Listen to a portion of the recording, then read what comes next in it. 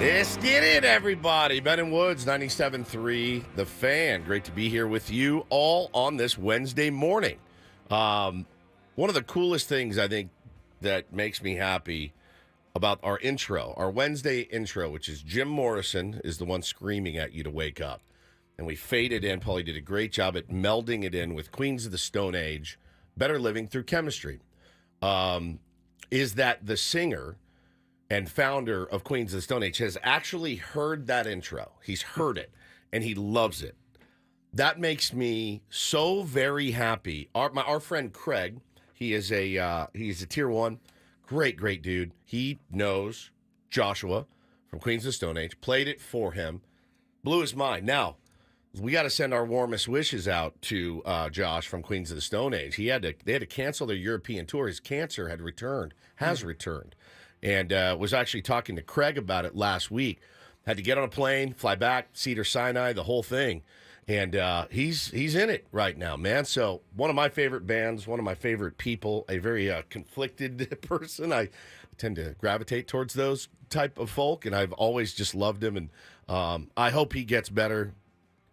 I'm not ready for a world without Queens of the Stone Age in it yet. So hope he's doing well. Craig, if you're listening, pass along our well wishes. He talks to Josh's family and was getting updates, and things have gotten a little bit better. But I love that he's heard that intro. It makes me like warm and fuzzy inside, much like it makes me when I see our executive producer, Paulie Reindl. Good morning, Paulie. Good morning. And Benjamin Higgins also gives me the warms and the fuzzies every day. Good morning, Ben. Good morning. You know, first of all, best wishes to Josh, of course, but I would like to go on a world tour at some point. Like, try it. I've heard it's gnarly. Yeah, I when bet you have it to, is. Different cities, like, one night you're in Berlin, and then you're in Munich, and then you're in London, and then you're in Paris. And you don't really get to see the sights or anything. No, because yeah.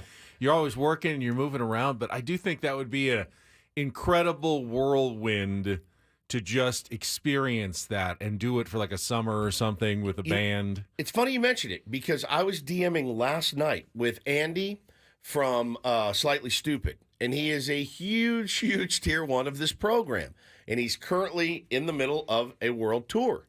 And I was DMing with him. We were talking Padres. We were talking music, and I said to him, I go, bro, when you're back in town, just come in.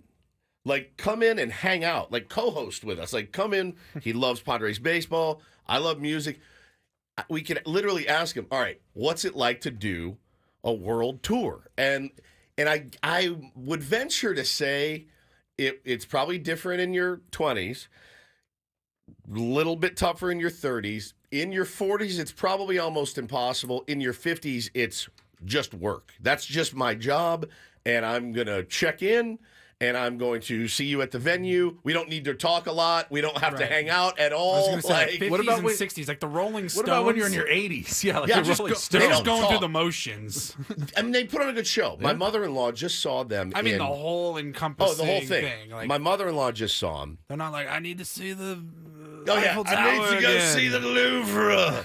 They, yeah, the Louvre. It's from a movie. What did he say? What about the oh no, what was that from? The Louvre. Anyway, so she said they came out. I saw their set list that they did at SoFi. It's unbelievable. It was just like banger. And I go, all right. How was it? She goes, it might be the best I've ever seen them. And she's seen them 25 times. She goes, they sounded so good. They're such a well-oiled machine, like the Rolling Stones now. Do we think they're actually totally playing everything at this point? Well, there may be some backing checks. Yeah. But they also have they have backup singers. They have the world's best musicians up there as well. Like, yeah, Keith Richards' guitar, it may be turned way down, but I think he still got a little bit of his fastball left. She said they were amazing. But now the funny part would be they've been doing this for 60 years. Any chance at all they even speak to each other at more than 20 minutes after the concert begins or ends? Not a chance. No chance. Like Keith and Mick are like, let's get together later. I've got some ideas on a song that I wanted to run by you. They're like, don't talk to me. Don't even look at me don't until even wanna, sound I check don't want to tomorrow. see you. there's no sound check. There's no way they sound check. Zero. Like, there's no way. It's all done for them. Someone does. They They're roll. not They there. roll out and they're like, "All right, good evening." It just kills me. It kills me to think about. Yeah, a world tour at their level would certainly be a lot more pleasurable than, hey, we're a punk band and we're going to go to Europe and rent a van and drive from Munich to Brussels to all of that in a place we don't know. From pub to pub, yeah, bar to bar. Now, if you're 19, 20 years old, it's nothing like it. It'll be the greatest experience of your life. If you're 45 years old, you're like, oh, man, I don't know if I got another one of these in Think me. about Taylor Swift and the tour that she's been on. I mean, I can't. I don't follow it that closely, but every time I see a headline, Philippines, Japan, Europe, South America. Wow, that is a true world It's a world tour. And, obviously the first class way of travel is she is whisked from helicopter to limo to stage and all of that because she can afford it. But yeah, the world tour for me, I don't know that I could do it now. I'd make it about 2 weeks. I'd make it 1 week, and I'd want to rip the Band-Aid off and come home. We have our Ben and Woods World Tour merch T-shirts. Forgot about that, dude. All right, where did we go again? Let's see. St. Louis, California. Here in Dallas. Warsaw, Poland. Reykjavik, Iceland. To Prislav, Bulgaria. Cologne, Germany. Then we went to Istanbul, Turkey. We had a week between shows. We went to Little India. And then another week or so, 4 days, we went to Dublin. Then hit Brussels 6 days later. And then we played TJ, Tijuana, Mexico. And then we finished it up with the hometown show, San Diego, June 17th of 23. I barely remember it. Get yours now. Get yours now in the Ben & Woods merch store. I forgot about that, dude. I totally forgot about that. Oh, man. But, no, it's great to be here with you guys this morning. And, obviously watched the All-Star game last night. As much as I could, we had baseball camp into baseball practice last night at Frozen Ropes. So, got to see, bits and pieces. I saw enough of the All-Star game last night to infuriate me. I know that. I did see a couple of things that absolutely infuriated me. Beyond the uniforms? Or are we starting with the uniforms? I don't really. Uniforms are. We all agree we should be in our home uniform, our team's uniforms. I saw everyone coming up with that hot take yesterday. Oh, they should go back to wearing their real uniforms. And I'm like, duh, every single baseball person thinks that. It's terrible. No one thinks they should be wearing special uniforms. Yeah, it was the uniforms look terrible. Did anyone have the problem I had? Because I was pulling for the National League, obviously. Yeah, me too. I had money on them. But I kept cheering for the American League because Hang on. Yeah, well, you just kind of slipped that in there. You bet on the All-Star Of course. I bet on the home run derby the day before. You bet on the team that had lost 9 of the last 10 All-Star games. So what does that tell you? That they're going to lose the 10th out of their 11th. No, that's not how it works. It means we're due. But I wonder if anyone had the problem I had, is that I accidentally kept cheering for the American League because I thought they were the Padres wearing City Connect uniforms, because the American League had the white with the pink, and some guys even had like the mint undersleeves. They were pretty much close to copying the City Connects, and I kept cheering. I thought they looked like the Angels more than. I couldn't stand them, dude. I couldn't. I hated all of it. I hated the hats, the unis, the They weird. didn't scream Texas to me. No, but I think the color schemes. Paulie, they had. Nor should they. They had screamed enough Texas for the whole thing. The whole rest of. Whoa! It's like having Joe do. Oh, yeehaw, everybody! It's time for the All-Star game. Hi there. Get your 6 shooters out. That's actually way too energetic for Joe Davis. Get your 6 shooters out. He's so effing boring. I can't stand it. I can't stand when him and Smoltz are on a broadcast. It makes my blood boil.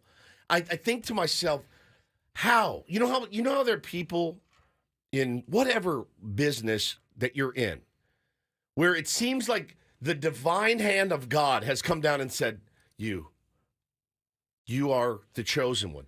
It makes no sense that he and Smoltz, who doesn't even like the game, he doesn't even like baseball at all.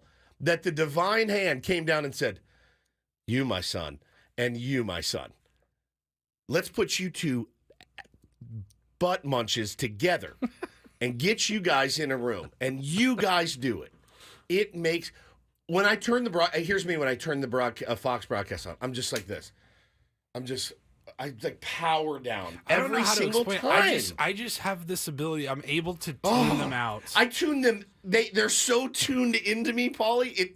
It seeps into my brain and out Anytime of the my Padres skin. play on Fox, you'll come in and you're like, "Can you believe what this mother effer said in the third inning?" I'm like, I missed that entirely. Bro, it's not a bit, right? Like, it's off the air. I'll come in, I'll be like, "God, GG's ass." Like, I can't stand it. I'm more like Paul. It's like it just goes in one ear, out the other ear, and I don't pay attention to it too much. I don't understand it. The problem is where you want the Padres to eventually be. Like the dream ends up with them in a series where all 7 games are called by Joe Davis and John Smoltz.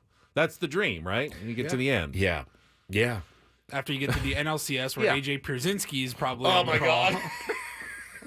Yeah, I don't even know.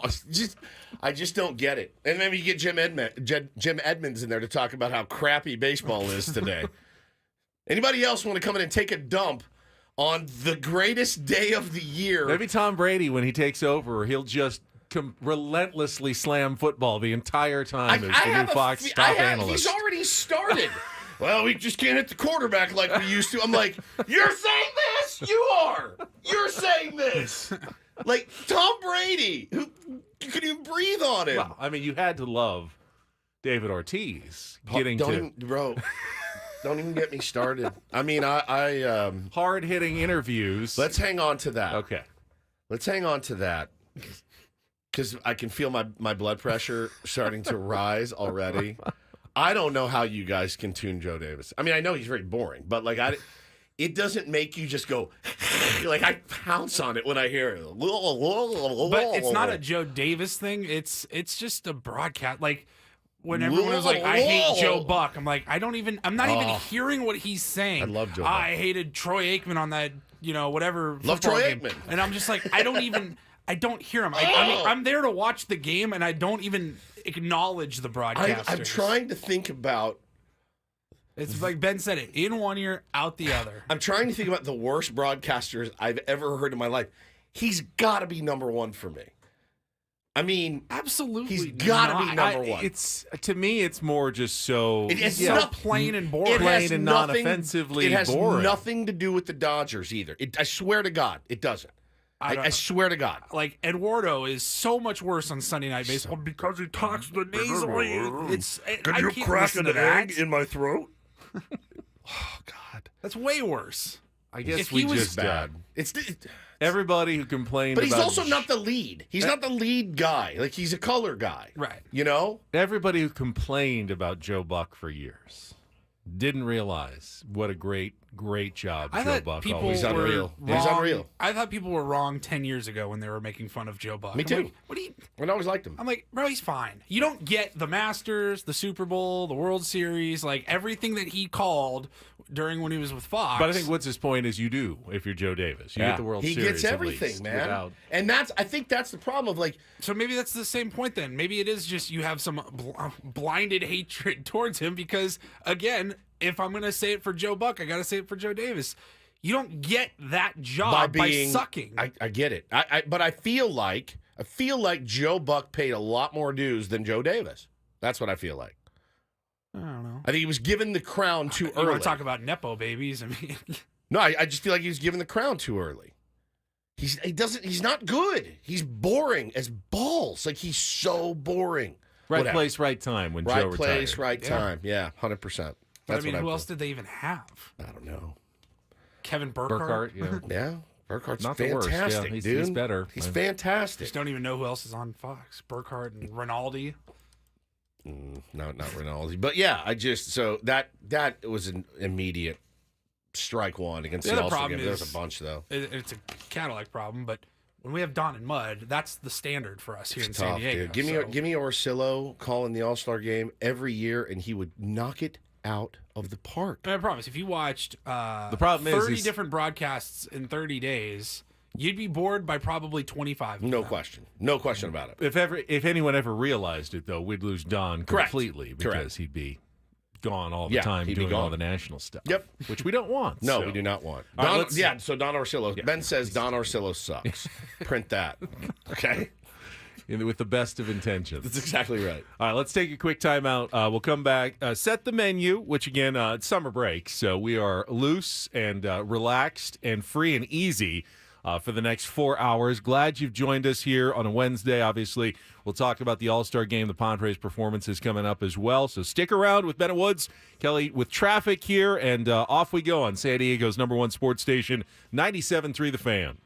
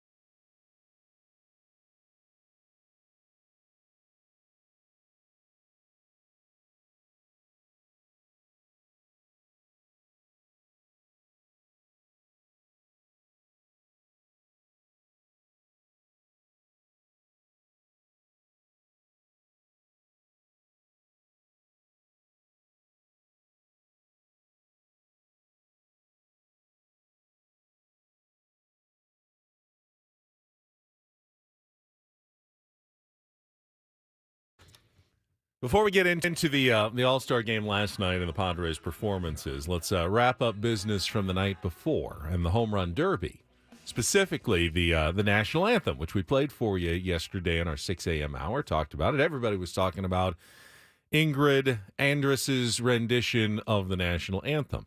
It was rough. And we found out yesterday why. Because she released a statement. Read it. All right. I'm not going to BS you all. I was drunk last night. I'm checking myself into a facility today to get the help I need. This was not me last night. I apologize to MLB, all the fans, and this country I love so much for that rendition.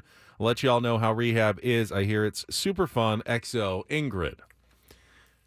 Okay. Is this an immediate get out of jail free card, essentially, when you play that? I think you never. Okay, you're getting yourself help. Well, I think you admitted you have a problem. To categorize it as a card to play, I think is probably not the right thing to do. You never know. Like, if she hit bottom on live television, yeah, man, you're on the wrong path. Like, I know a lot of people that have hit bottom. I know a lot of people are still looking for bottom. And I can't imagine doing it in front of millions and millions and millions of people watching. And then the next day, everybody going to their water cooler, their radio show, getting just crushed. Now, we said yesterday, I said, I got the sense that she had a few drinks. I mean, she sounded to me very much like anybody that's ever had a few drinks and tried to sing. Said it on the air. I did. Yeah. Anybody that's gone to karaoke night. Yeah. Don't stop believing. I got friends in low. Right? We should have done drunken karaoke on Ben and Woods today. We still have 2 more days of summer break. We still have 3.5 more hours today. We could probably piece it we together. DoorDash some booze. I can't. I'm never drinking again. I told you. Trust me. No, I okay. Could it be a PR stunt? Absolutely, it could be.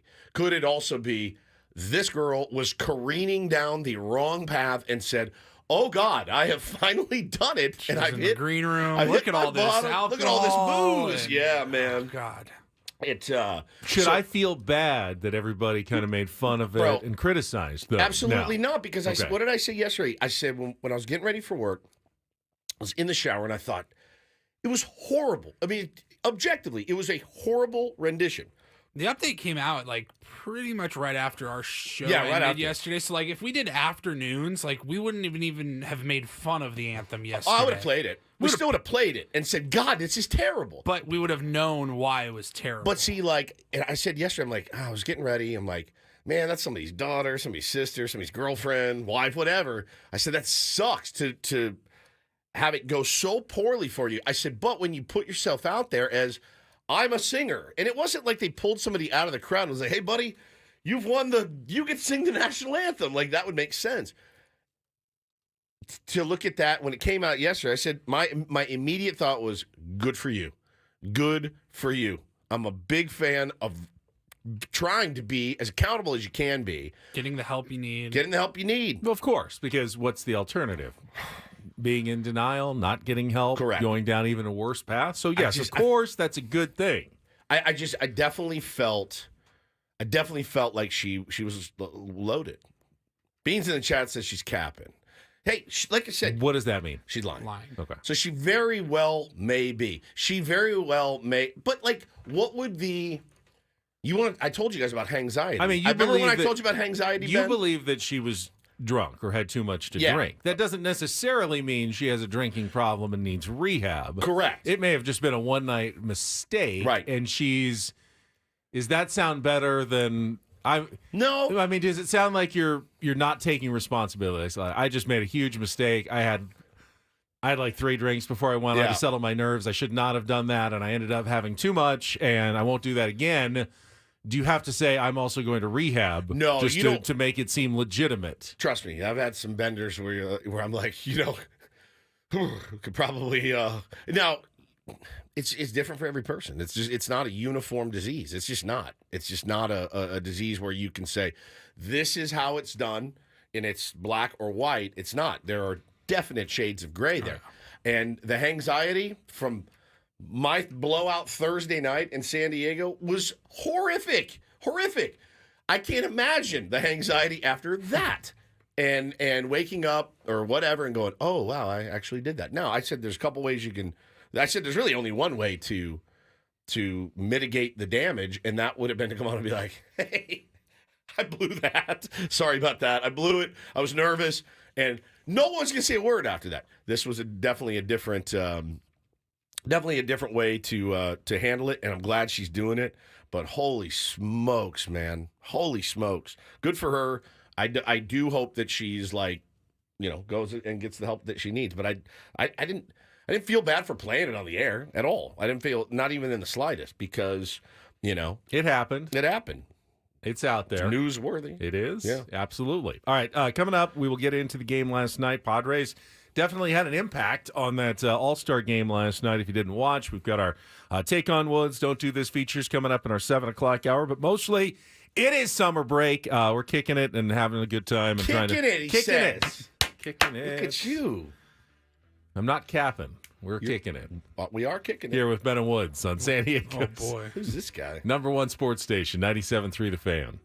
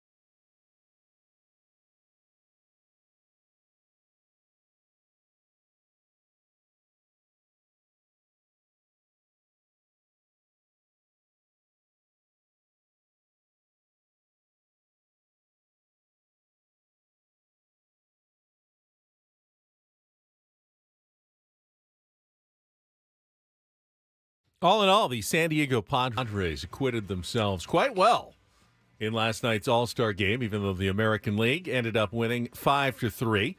Going to talk about the performances in the game last night. Do that right after a check of traffic here on 97.3 The Fan. From the 97.3 The Fan Traffic Center, here's Kelly Danick. Guys, been seeing a lot of motorcycle accidents lately, and now we've got one northbound side of the 805 at University. This is in the fast lane, so take it extra carefully there, northbound side of the 805 at University. Fortunately, looking very quiet elsewhere around the county. I'm Kelly Danick with Ben & Woods, San Diego's #1 sports station, 97.3 The Fan. All right, let's just go in a chronological order from last night, starting with the Open, the introductions. And as Woodsy called it when we walked in this morning, the over-Texasification of the game last night. Good God. Howdy, buckaroos. It's me, Joe Davis. Get your lassos And they had lassoists on the field. Oh, yeah. They had cowboy hats that they were placing on children. Jurison did that. They messed with us because the very start of the game broadcast was epic. I thought the drone shot flying in through the doors on the field was really cool. Drones are badass. I'm like, okay, They really are badass. here we go. Man. There's no MLB. way. Then I saw horses running around the field and cowboy hats. I go, oh, here we go. Mm-hmm. I lived in Texas. I don't know if you guys know this. Dallas Metroplex area. Were you constantly inundated with horses and cowboys at every moment? I made it, on and off in Texas. Let's say like a good solid 16 to 18 years of my, maybe more, 20 years, call it. I never owned a lasso. I saw one. A buddy had one in college. We used to lasso the mailbox after drinking some Lone Star beer. That's a true story. And I got pretty good at it. It was fun. But it's not. Large states contain really multitudes. And not every area is exactly the same. For instance, if they forever, whatever reason, held the All-Star game in Fresno, I wouldn't expect a major, beach theme during the game entirely. Yeah, it's in California. It's in California, Guess what? It's nowhere near the beach. Well, Dallas is in Texas, but it's not in the horse lasso cowboy area It's really necessarily. not, man. And Arlington is split between Dallas and Fort Worth. Fort Worth is more cowboy, and they have the stockyards, and there's some real cowboys out there. There's also some fake cowboys out there. And last night was just like, hey, let's corn pone this thing for everyone and really Texas it up. And they did, and you knew it was coming, and so fine. Game starts. First, all the attention is on Paul Skeens to begin with. Right. And that first inning. But Corbin Burns took the bump first. He did. So this was wild. I tweeted about it last night. The way that it worked for me is Bo had his practice at Frozen Ropes, so we had to drive up to 4S Ranch. My other son was having a meltdown at home, so we were like, we're going to split early and grab some food along the way. It was brilliant dad move. We get to Chick-fil-A, we get some food, we sit down, and I put the All-Star game on my phone. And Bo he's so on fire for the game, but he doesn't quite understand what the All-Star game is. And so he's asking me questions, Benny. You would have loved this, man. He said, okay, so what team are we on? The red team or the blue team? I said, we're on the blue team. And he goes, is that Ohtani? And they did the starting lineups. And he goes, oh, my God, Bryce Harper. Oh, my God, there's Profar. And to watch it click, and he goes, now, but they don't like each other because they're on different teams. I go, there may be a little bit of that. There may be a couple of guys, Will Smith and Jerkson Profar, some guys have had beef. And he goes, so just tonight they're on the same team. And I go, yeah. He goes, well, who do they play? And I said, the American League. He's trying to learn the teams in the AL and the NL. And it makes it hard because we're playing the Guardians on Friday night. And he's like, but wait, they're AL. And I'm like, yes, son, interleague play is not. And he's looking at me. But once he got it, and he was so thrilled to learn these are the best of the best competing for one night, still going max effort. That part to him, he's like, they still are going to play super hard for just this one game. I go, yeah. He goes, oh, and it clicked. And so when the lineups were announced for both sides, he's like, oh, my God, Ellie De La Cruz. Oh, Aaron Judge. Oh, there's Juan Soto. My heart exploded in my chest. I said it was a top 5 dad moment for me. He wanted to hold the phone in the car on the way to the practice. He was checking the TV during practice and wanted to hold the phone on the drive home. He was all the way in. Made me so proud. It was so fun. That's why the baseball All-Star game is still The best. Even though it's not perfect. It is so far and away better than any other All-Star Not game, close. and it remains true to this day. I thought the Skeens inning mostly lived up to the hype. It worked out well for Major League Baseball in that did walk Juan Soto so Aaron Judge could get up. That was a quick, short one-pitch at bat. Didn't quite have the drama. There were no strikeouts. The only one who actually struck out was Juan Soto, but the pitch wasn't really caught. But He dropped the ball. It was a strike. It actually was a strike. Yeah. Didn't get the call, but that would have been the only strikeout of the inning. But thought that went fairly well for Major League Baseball with Paul Skeens pitching in the first inning for the National League. And then you had the offense begin in the third inning, and it all started, of course, with the Padres' own Jurickson Profar, who in his very first All-Star at-bat absolutely laced one. I mean, what was it, 108 miles an hour? Yeah. Down the right field line. Couldn't see it land in the corner. Wasn't sure if it was fair or foul. He was smart to limit himself to a single. Juan Soto was just in the right place. I mean, it rocketed right out to him. He would have been out by a mile if he had tried to go to second. It was weird seeing Juan Soto actually play one Perfectly. and you know, their former teammates as Jurickson well. looked a little surprised He as did. well as he hit the brakes and turned around. I'm glad you first. noticed. I'm glad you noticed that because I feel like I just saw a look of shock on Jurickson Profar's face. The Juan's out there. I'll get second easily. I go, whoop! Oh no, yep, brakes. Let's go back to first on this one. But when you have players behind you, you know, like Shohei Ohtani and the National League lineup, you don't want to make an out on the base pass. That bomb. Oh my God! So yeah, And so It sounded like a gunshot. so sweet little Bo goes. He hits that bomb, and Bo goes, and looks at me, and I gave him the we shrug. can enjoy this I was one. like, you can enjoy this one, and he's like, all right. What it did for me though is it not that I loved the home run derby to begin with, but it completely ruined the home run derby. There was nothing like that. Nothing. I mean, how many home runs were hit the night before? And how many rounds? 14 rounds of home run derby action. I don't remember hearing one off the bat like the my one God. Shohei Ohtani in the first inning. He pissed on that ball. It was unbelievable. Yeah, and it's like I loathe that team, and I'm like, I gotta tip my hat to that one. That was incredible. Just listen. Listen. Incredible. It's a spot. Come on. Incredible.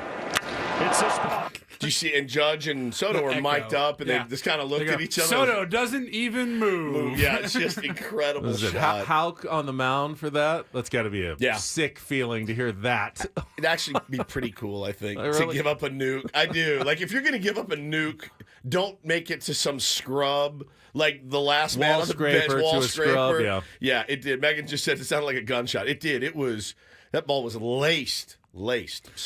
So the 3-0 lead, of course, did not last long as the American League responded in the bottom of the inning against Logan Webb of the San Francisco Giants, including a 2-run single for Juan Soto. It was just a constant parade of Padres and ex-Padres last night in the field, on the mound.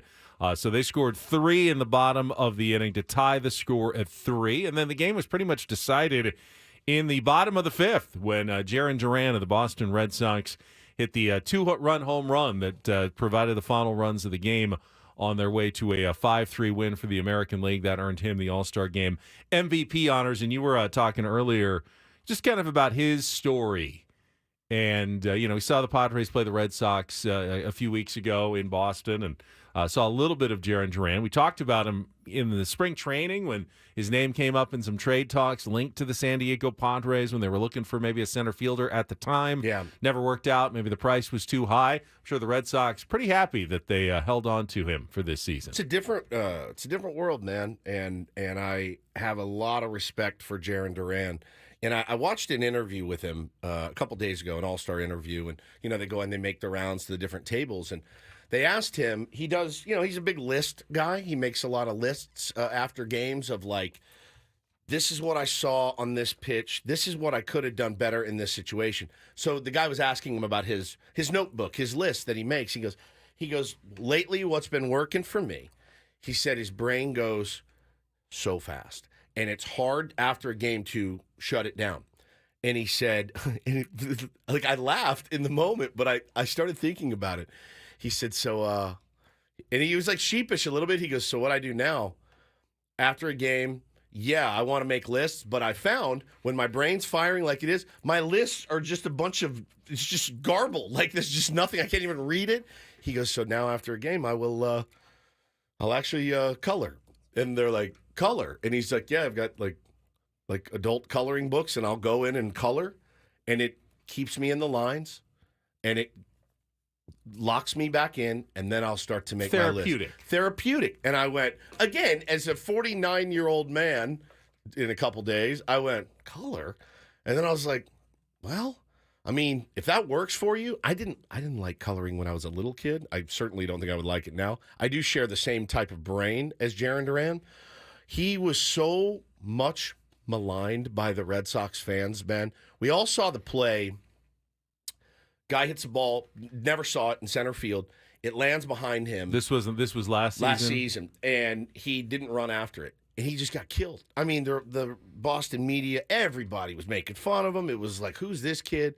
So he started working hard on his mental health, and he actually writes on his tape on his hands, F word, like blank 'em, right? And so that gets him in the space of like, I don't care what anybody else says. I know I'm good enough to play this game. I really admire him and has talked openly about the things that he struggles with and has found ways to regulate his very, very active mind. And so cool moment for him, really cool moment for him. And this is pretty awesome. Jackson Merrill came in the middle of the game, took over center field, got his first at-bat, and made it a pretty good one. Did a very Jackson Merrill-like thing, lacing a ball to left field the other way at about, 104, 105 miles an hour off the bat. Unfortunately, right at the left fielder. Who was it that made a pretty nice play there? Was it Riley Green? It might have been, yeah. And then in that's one, though. So Bo was holding the phone in the back. That's one when he hit it, it was a crack. I mean, he barreled that ball, and Bo goes, oh, he caught it. I do love in the All-Star game when guys do something very representative of who they are. Of who they are. Show the country who you are, because there's probably most of baseball fans don't really know much about Jackson Merrill yet. If they maybe, heard that kid in San Diego playing center field, but what's his game like? I have no idea. You look at his stat line. That was a very Jackson Merrill-like thing that he did in lacing that ball to left field. Isn't it just cool to see, it's cool to see your guy. It's cool to see your guy do anything cool at the All-Star game. It's awful to see your guy soil himself at the All-Star game. We've all seen that as well. Players that we love just Giants fans are like, oh boy, with Logan Webb.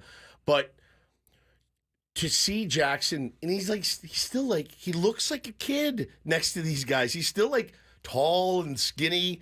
And to go up there against the most elite pitching in the world and just no problem, bam, it's awesome. And his ninth inning bat against Manuel Clase was also very Jackson Merrill, using his wheels. I mean, a little dribbler 37 miles an hour or something. Down the first base line. But, they criticized Clase for not letting it go foul.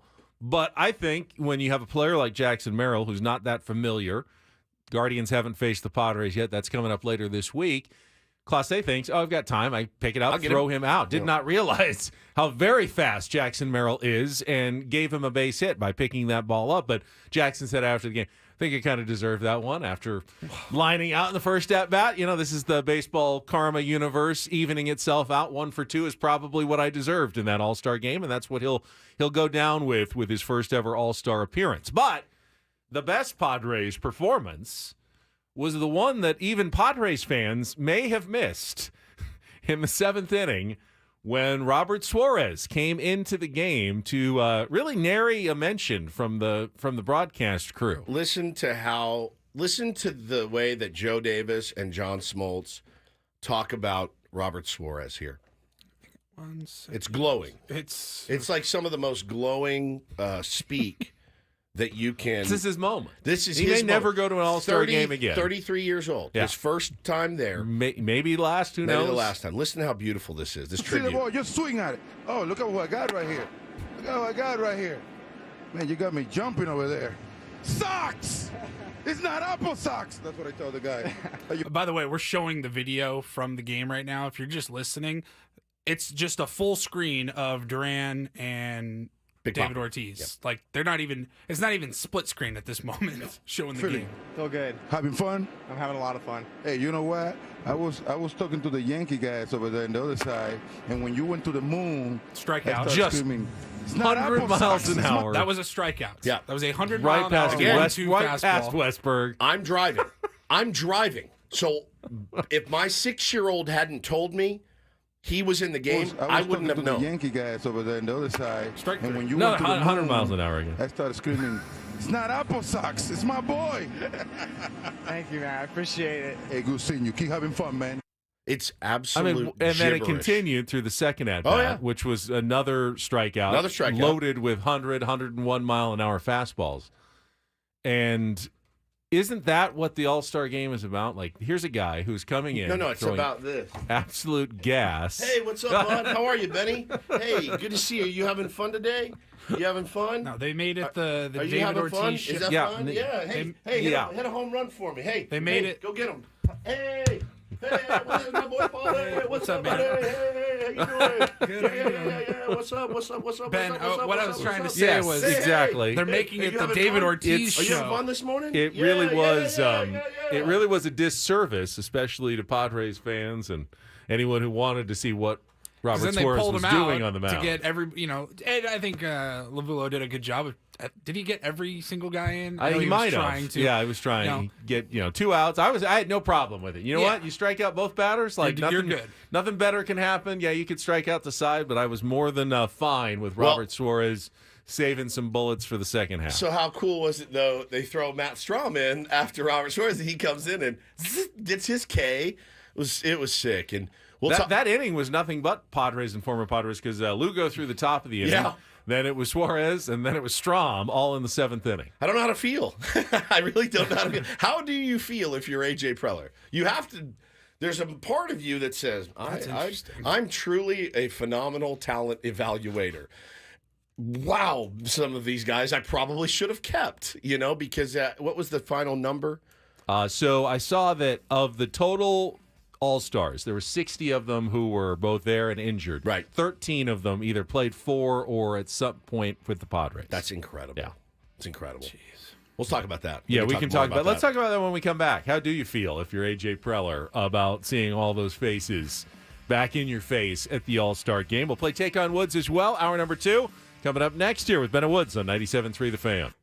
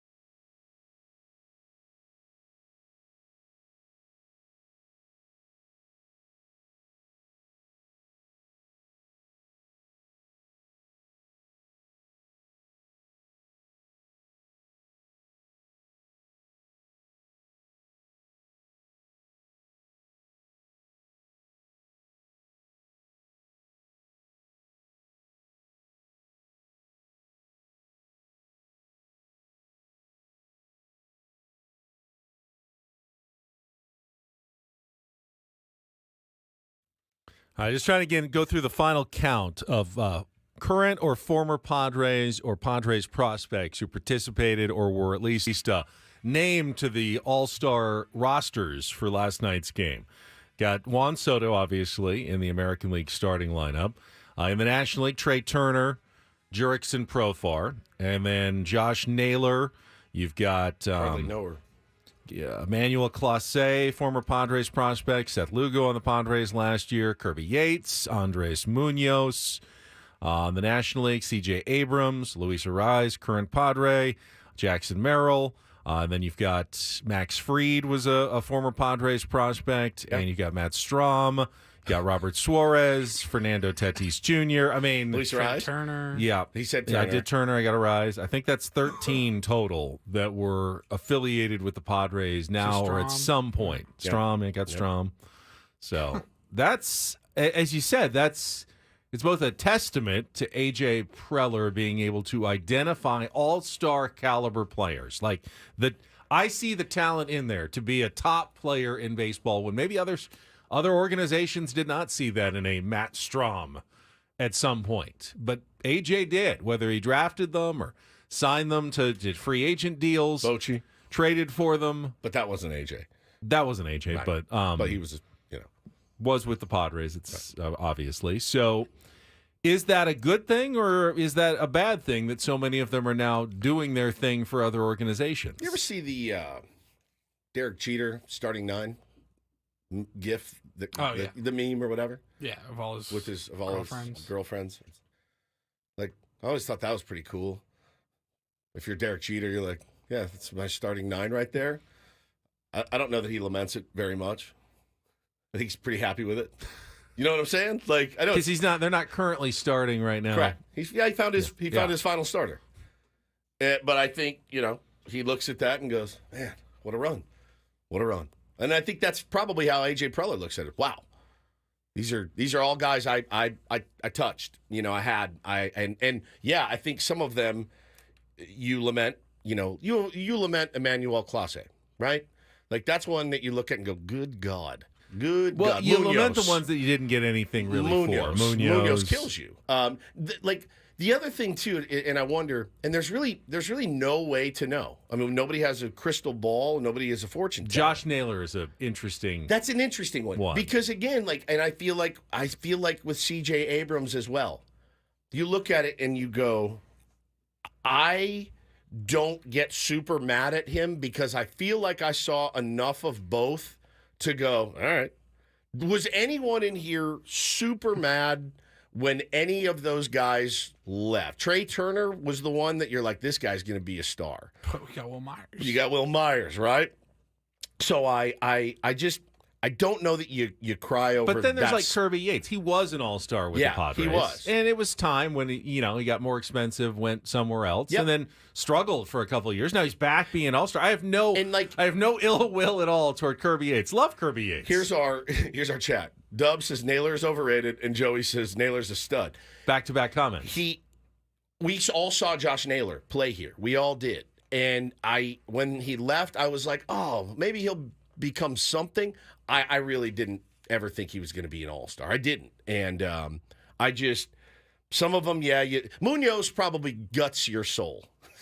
Like, Munoz thrown in that NOLA deal or whatever, guts you to your core. But every GM has those, man. Andrew Friedman has those. One of the ones that I hate the most is not probably even Preller's fault, and I've lamented it this year alone, is Seth Lugo. Lugo is it's a brutal loss. Just so wanted him to stick around for another season. Yeah. Exactly what the Padres need. I loved his intensity. I loved his attitude.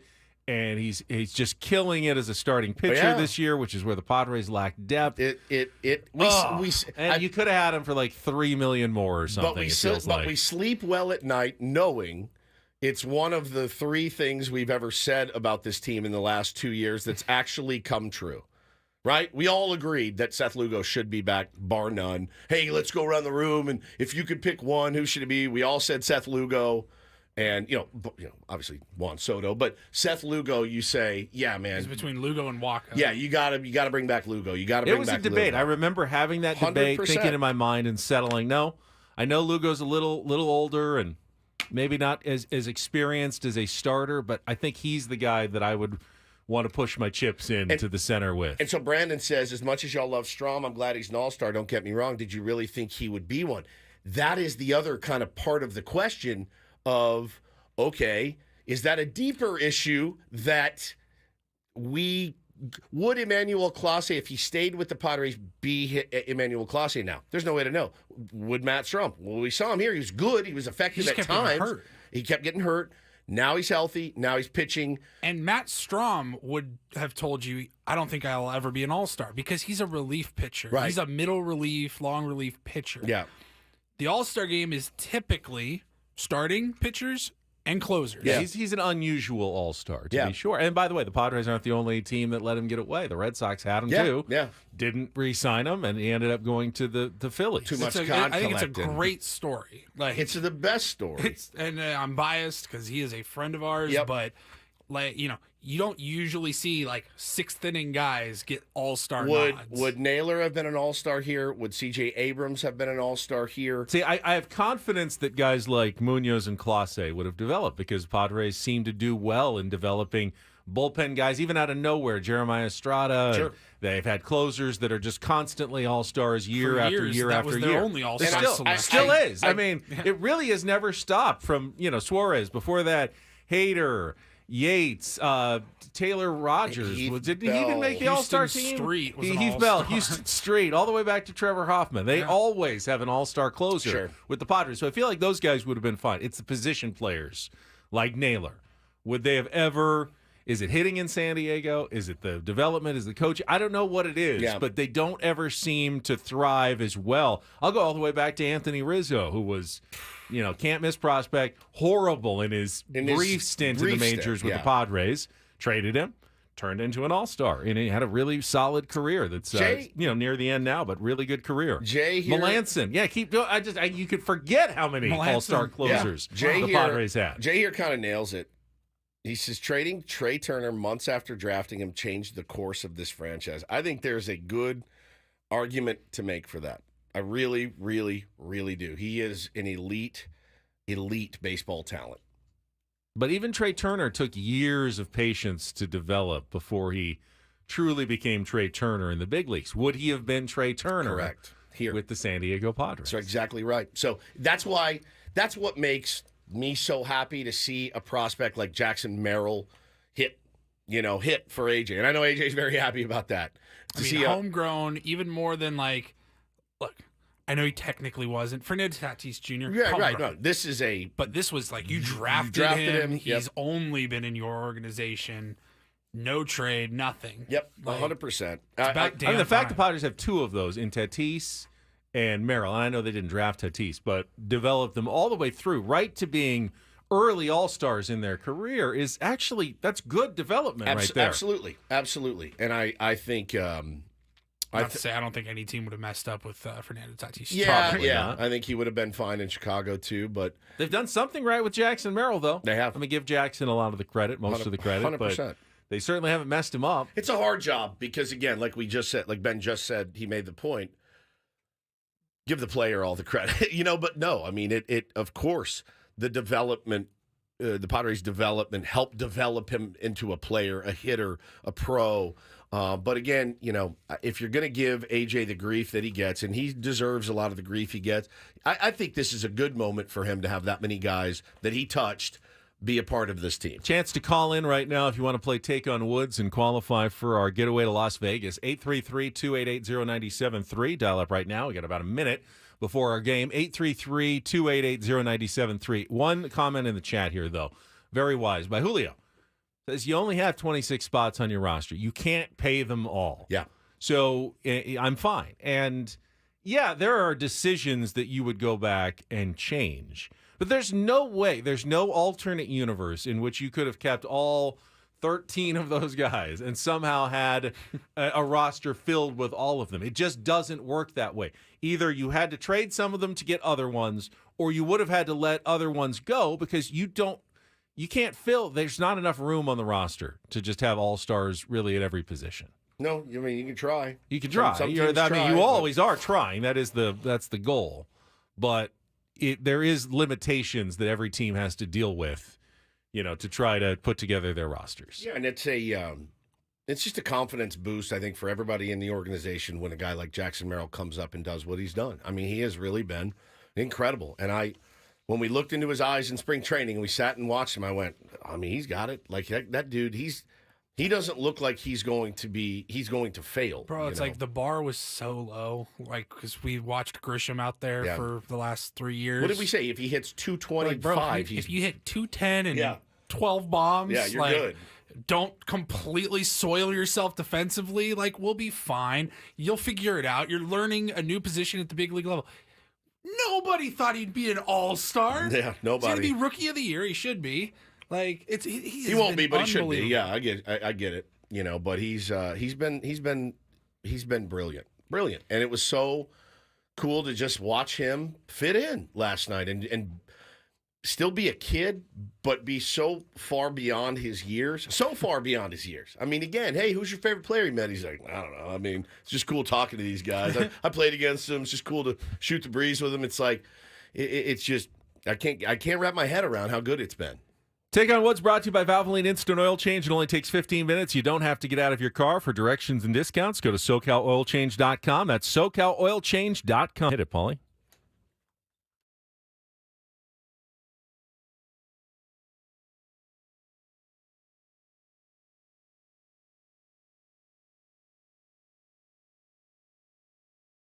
All right, let's see. We got a full board again. Let's go, Mike.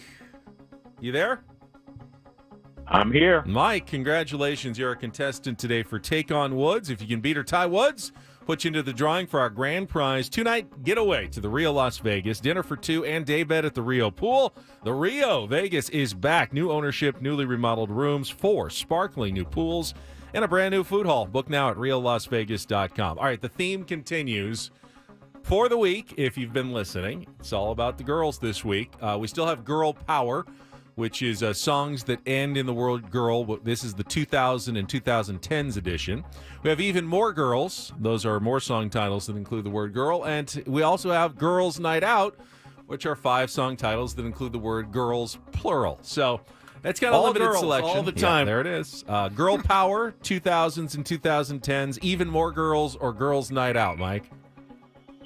I wish you still had the 60s girls, but I'll take the middle one. All right, Even More Girls. All right, so That's we're not done yet. I got 5 more song titles that include the word girl. You'll have 60 seconds to get as many as you can. If you don't know an answer, say pass. We'll come back to it if there's time left on the clock. First question, the 2-second song. Paulie is queuing it up right now. If you can give me the title and the artist of that one, you'll score that point. Mike, are you ready to play? Ready. Paulie, are you queued up? He is good to go. All right, 60 seconds on the clock. Category is Even More Girls. Your time begins when Paul plays the music. Good luck, Mike. Let's take on Woods.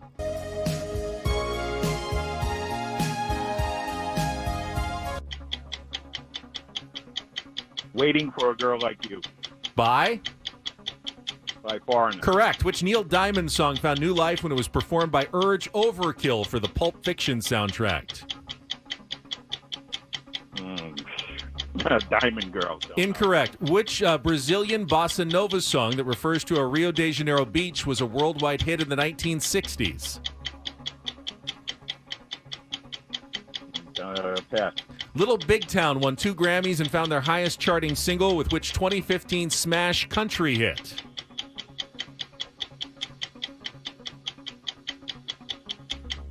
Pass.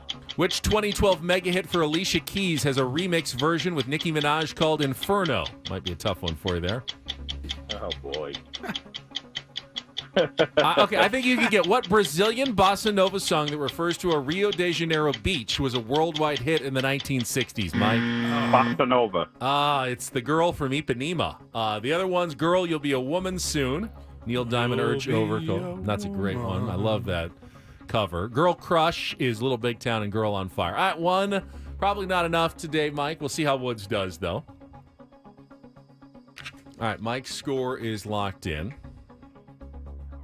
Put our 60 seconds back on the clock. Re-cue our 2-second song. Woodsy has his headphones on, so let's get to it. Woods, your time begins when Paul plays the music. Good luck. Let's take on Mike. Waiting for a Girl Like You, Foreigner. Correct. Which Neil Diamond song found new life when it was performed by Urge Overkill for the Pulp Fiction? Girl, You'll Be a Woman soon. Correct. What Brazilian bossa nova song that refers to a Rio de Janeiro beach was a worldwide hit in the 1960s? Pass. Little Big Town won 2 Grammys, found their highest charting single with which 2015 smash country hit? Pass. Which 2012 mega hit for Alicia Keys has a remix vision with Nicki? This Girl's on Fire. Correct. Which Brazilian bossa nova song that refers to a Rio de Janeiro beach was a worldwide? Oh, Girl from Ipanema. Correct. Little Big Town won 2 Grammys and found their highest charting single with which 2015 smash country hit? That Girl's Taint. No, but you got 4 out of the 5, which is a win today for Woods. 4-1. Girl You Crush. just missed that last one. Just missed Yeah, that. just Girl Crush is the one you missed. Good pull on All the girl girls, from all the Ipanema. time. All girls, all the time. Yeah. Yeah. Good pull. How did that? When did that just kind of pop in your head? I don't know. I just needed. Needed a second. Needed a second. Yeah. And it came to you. Yep. Good pass. Good use of the clock. Thank good clock you. management. It's almost like I know what Should I'm be doing. an in NFL here. head coach with that kind of clock How management. about that? All right, we've got "Don't Do This" is coming up next. I mean, I would just like to play the Big Poppy audio again, for the love of God. I have something Rory McIlroy did that Okay. I feel like you'll have an opinion on, and I'm not sure what it's going to be. Okay. But I think it's a "Don't Do This" moment. So we'll talk about that coming up next after a check of traffic on 97.3 The Fan.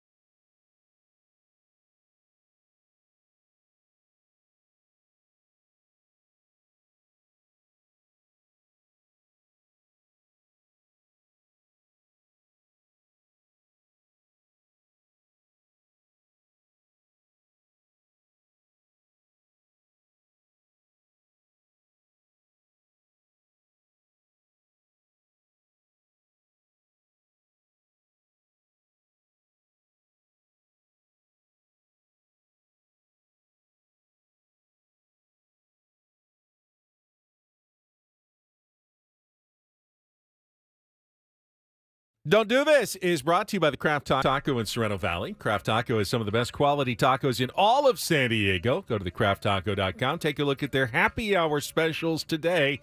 Crafttaco.com. What's? Oh, you want me to start? I want you to start. All right, I will start. I saw this morning. You know, young people, I like to think, I'm 49 on Friday.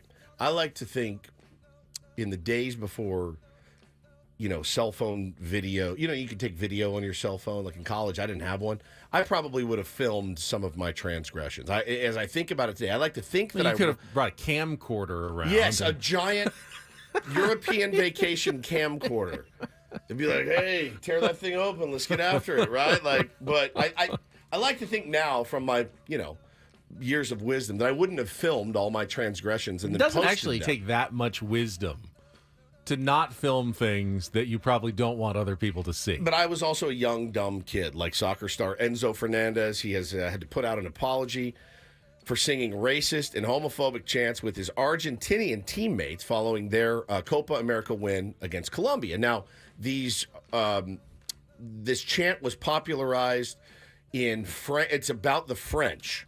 And they were all doing this chant on the bus, and he posted it. It was like live on Instagram, and they were all on the bus chanting this awful chant. And he had to come out with a apology. I want to apologize sincerely for a video posted on Instagram.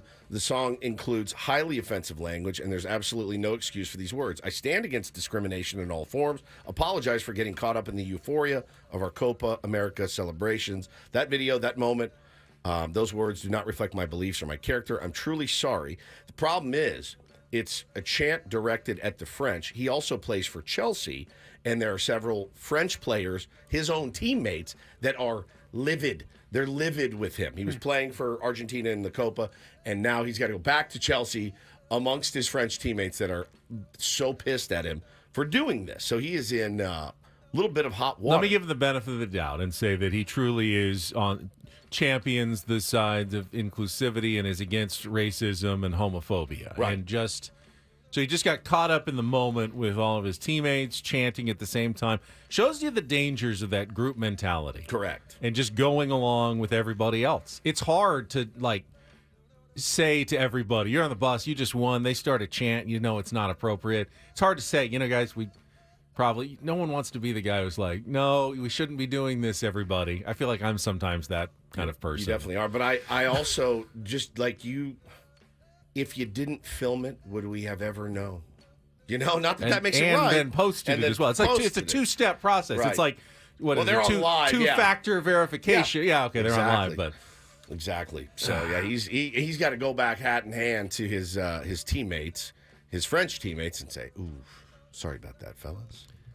All right, I've got something from the Open Championship for Don't Do This. There is an element of do this as well. Rory McIlroy was giving his pre-tournament news conference yesterday, and, of course, many questions about the U.S. Open collapse and the missed short putts. And Rory admitted that some people reached out to him via text to contact him after that happened with words of encouragement, like Michael Jordan and Rafael Nadal, which is really cool. But then he said, full disclosure, I changed my number 2 days after the U.S. Open because he didn't want to hear anymore. So he actually missed a text from Tiger Woods, who also texted him 3 days later and didn't know about it. Tiger had to say, hey, did you get my text? Hey, bro, and Rory are you mad at me? I know. He never returned Tiger's text, and Tiger's going, why didn't you return my text? And he had to tell him, oh, I changed my number. I didn't tell you. And to me, they don't do this.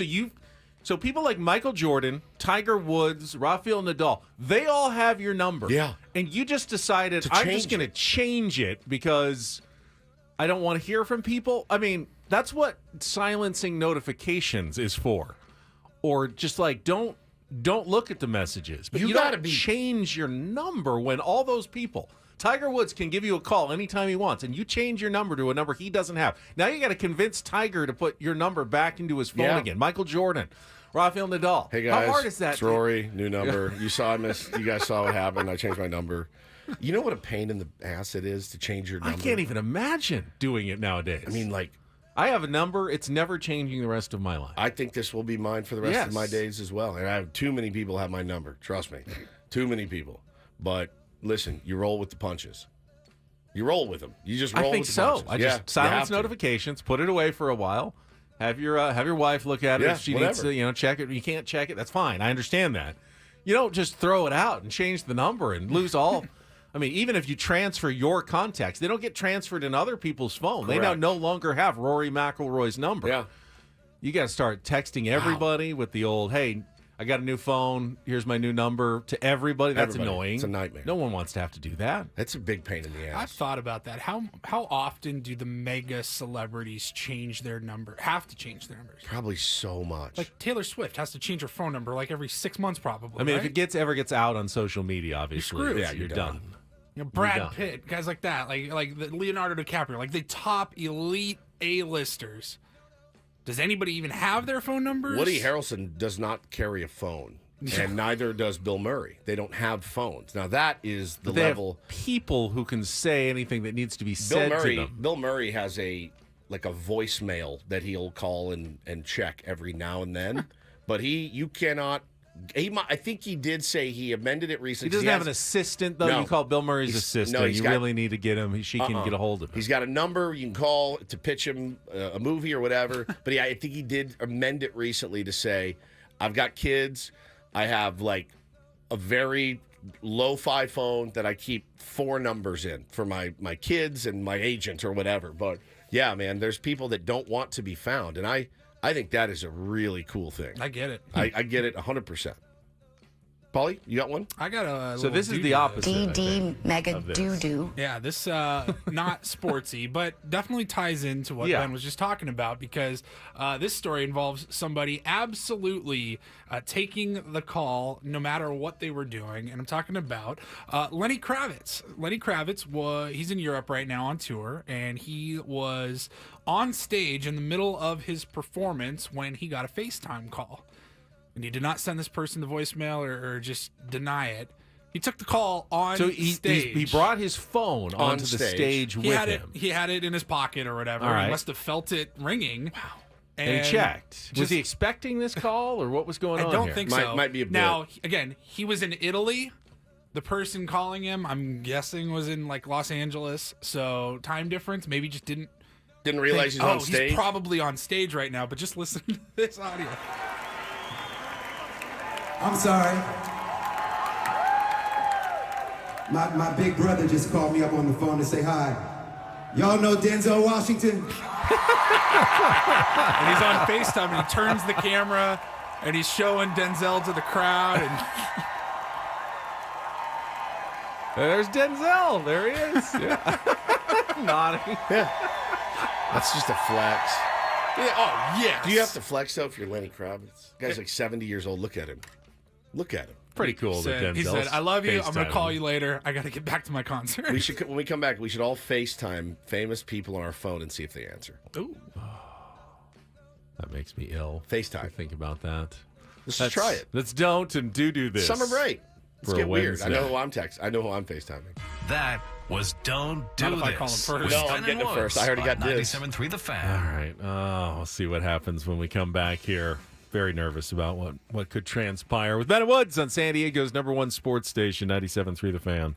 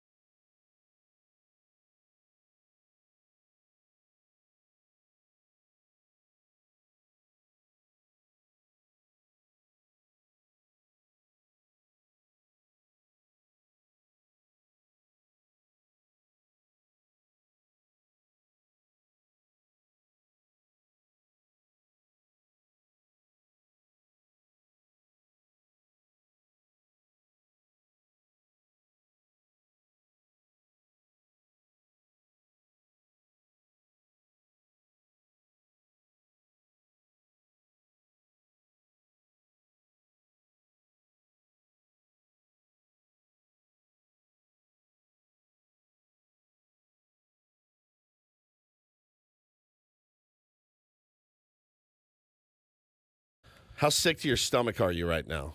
I feel ill. I really do. You guys, I feel ill. He could barely talk during that idea that just popped up. It's summer break. We get a little weird in here.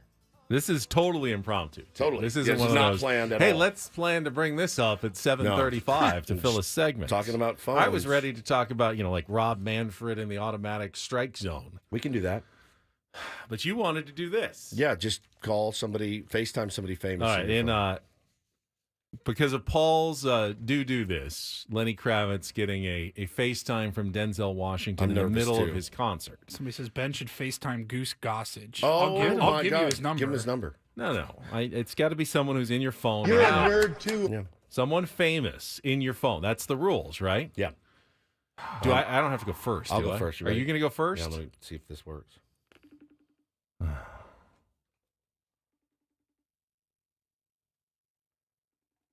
Come on. Oh, God, please. Please, you son of a...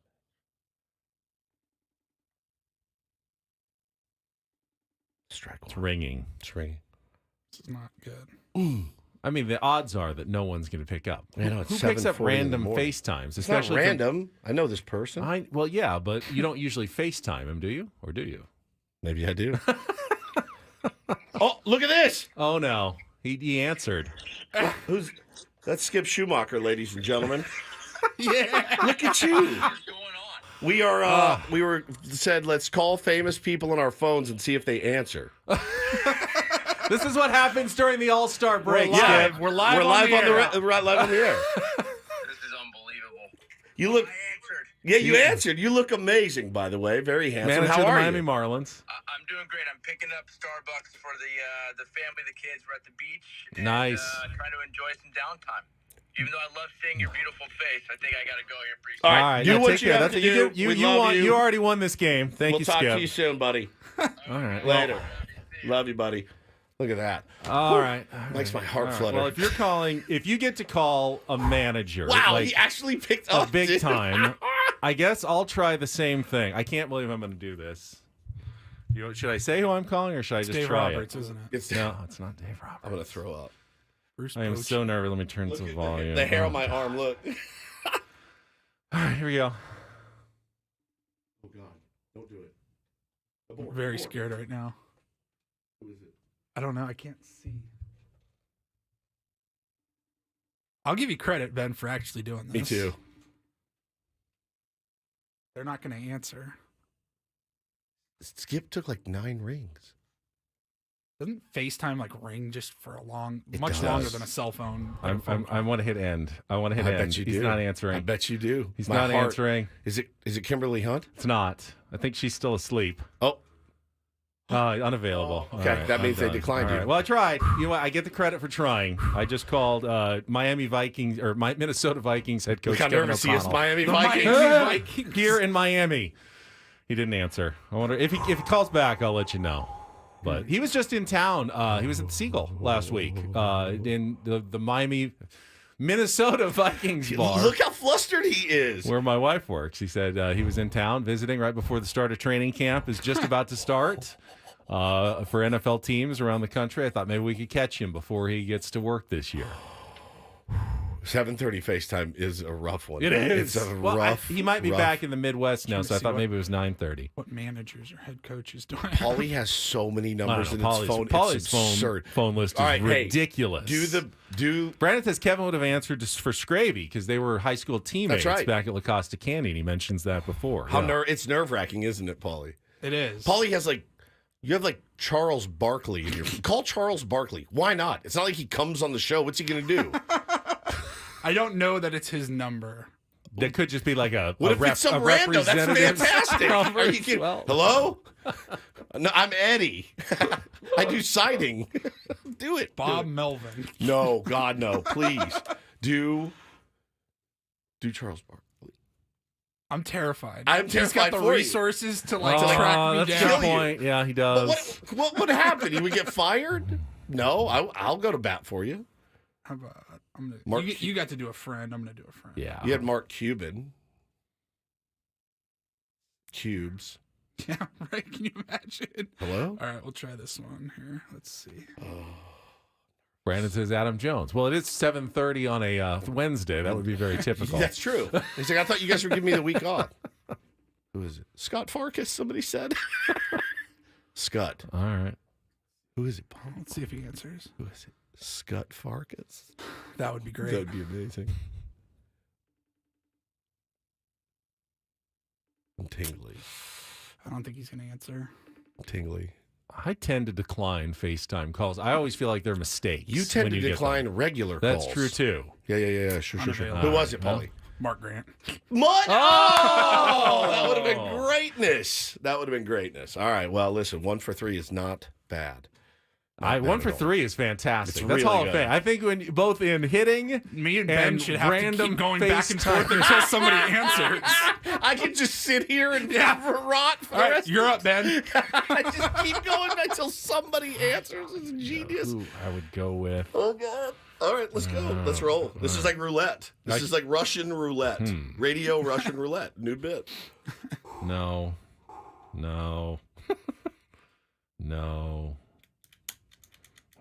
Paulie, do Evander Holyfield.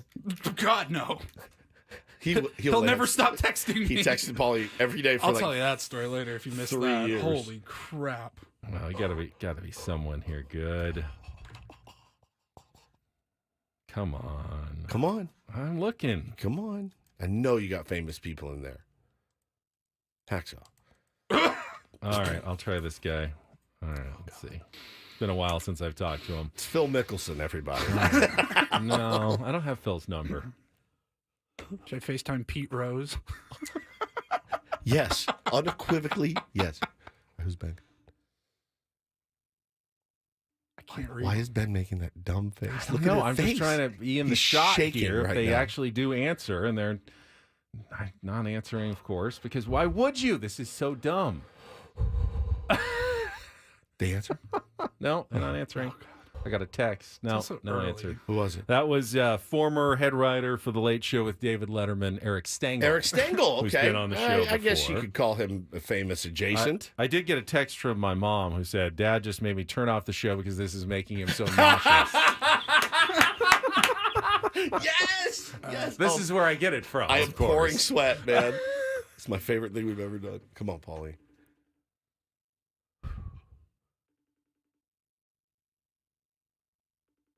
Come on.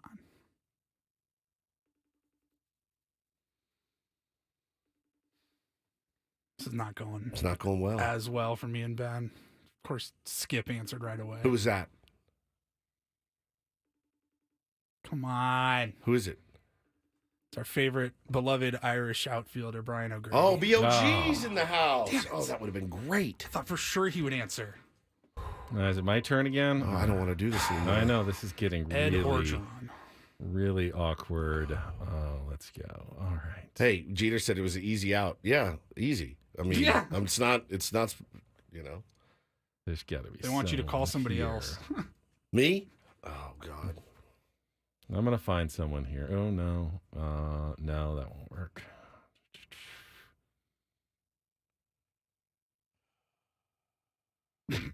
I've got a lot of names in here. I know. We know. Sorry. Mr. Big Shot over I there. got AJ Preller. You won't. I won't. All right, let's try this You one. were All bad. right, here we go. Here we go. I got a great I got one. I got one. Here we go. I got a All great right, one. We're underway. I got a great one.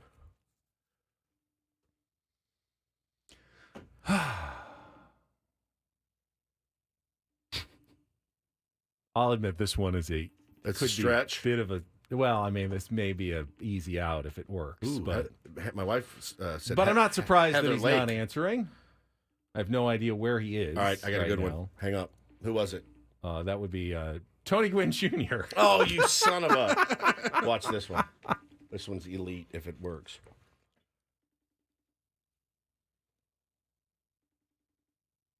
Come on. Oh, yep. Andy Buckley, David Oh, Wallace my from the goodness, you office. two for two. This is incredible. That's the kind of juice that Steve Woods has. Wow, Oh, ladies my and God. gentlemen, David Wallace from The Office, Andy Buckley. We're playing randomly FaceTime people on the air to see if anybody picks up, and you're the second person to do it. Yeah, you did it. I wasn't gonna because I know I still owe you a couple $100. Yep. I'm not good for it. Well, But I thought I'd be courageous today. you are a legend. I've been trying to get you on this show since my honeymoon, where my wife and I got to spend some time with you. We are still married. Hey, let's not start stories. Yeah, seriously. And he gave me. Okay. Well, I was called in on Steve's honeymoon because he was having trouble. Yes. Right. Yeah. Yep. I had to talk him through a couple things. He did. We're still married. We're still married right now. 2 kids now. But man, you are the GOAT for answering. I will let you get back to your day of doing. I don't know what you're doing, but I'm playing with my dogs in the backyard, which is not code for anything. I'm just throwing a tennis ball around. You're the GOAT. All right, man. now, David, text him Steve Carell's number. He can try him next. Oh my God, no! Please, no more. This makes me way too nervous. I'll text it. All right, text it to me. All right, you're the best, dude. Love you, man. Have a good one. Later. Oh my Ladies God, and you are the champion. gentlemen. We bow down. Oh my God. Not all bow down to Woods' greatness. Oh, I don't know how to. When he said, when I saw it say connect, I almost soiled myself. I'm not kidding. 2 for 2 2 for on 2. one of the hardest games Oh my ever. God. I'm trying to think. You got to find somebody that's at that got a good level of Oh, star yeah. power, Oh, but yeah. you also think will answer. Bro, you can't. You're not. He is the best. I'm texting him right now. You're the best. That was amazing. That was both of them were amazing. To get Skip and then to get David I'm gonna try- Wallace. I'm gonna that, try one That more. was unbelievable. Oh my God. Oh my God. Where'd it go? I can't. I gotta change my shirt. I'm not kidding, dude.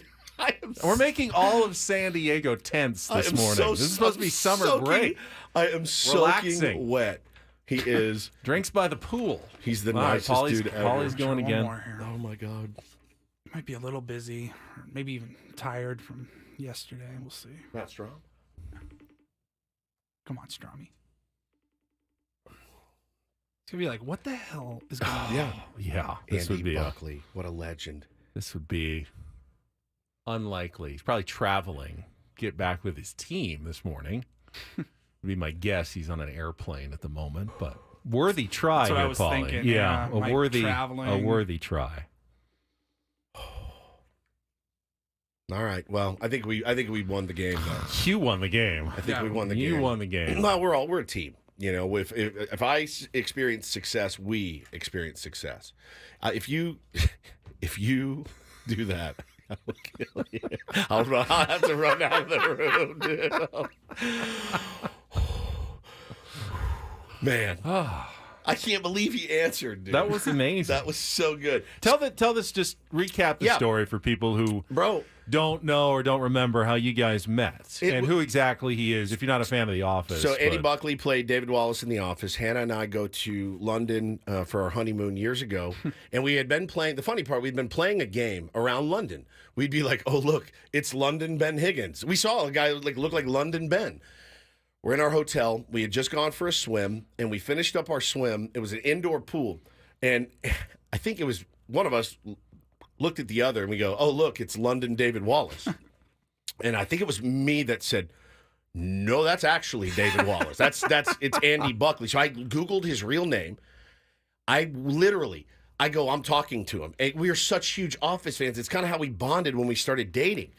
And I go, I'm talking to him. She goes, don't. I go, I'm doing it. I pick the moment till he goes to rinse off in the shower, and he turns around, and I'm right there, and I'm like, awkward. Are you Mr. Buckley? He's like, yeah. And I'm like, so sorry to bother you. That's my wife, Hannah. We just got married.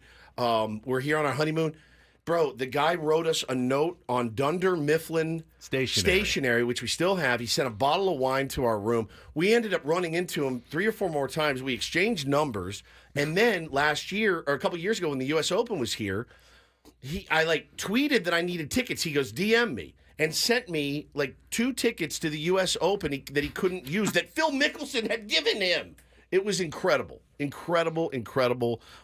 he's just the nicest guy. We've texted a few times over the years. He's great. Amazing. Paulie says we're a little overdue for traffic. Let's get a check before we get to the top of the hour here. From the 97.3 The Fan Traffic Center, here's Kelly Damick.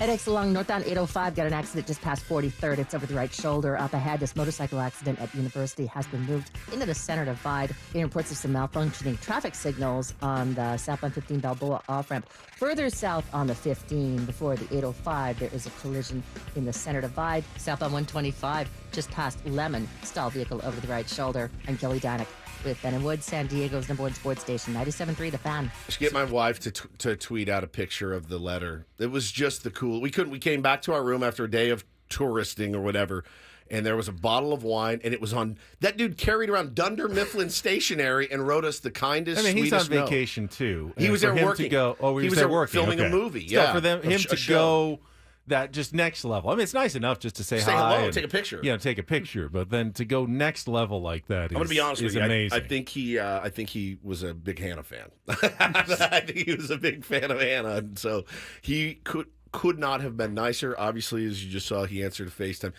I mean, that was a top 5 moment for me. That was incredible. Somebody said we should have done this at like 9 o'clock when more People are awake. were awake. Somebody also said you should get a bunch of numbers on your phone, put them on a giant wheel, and spin the wheel.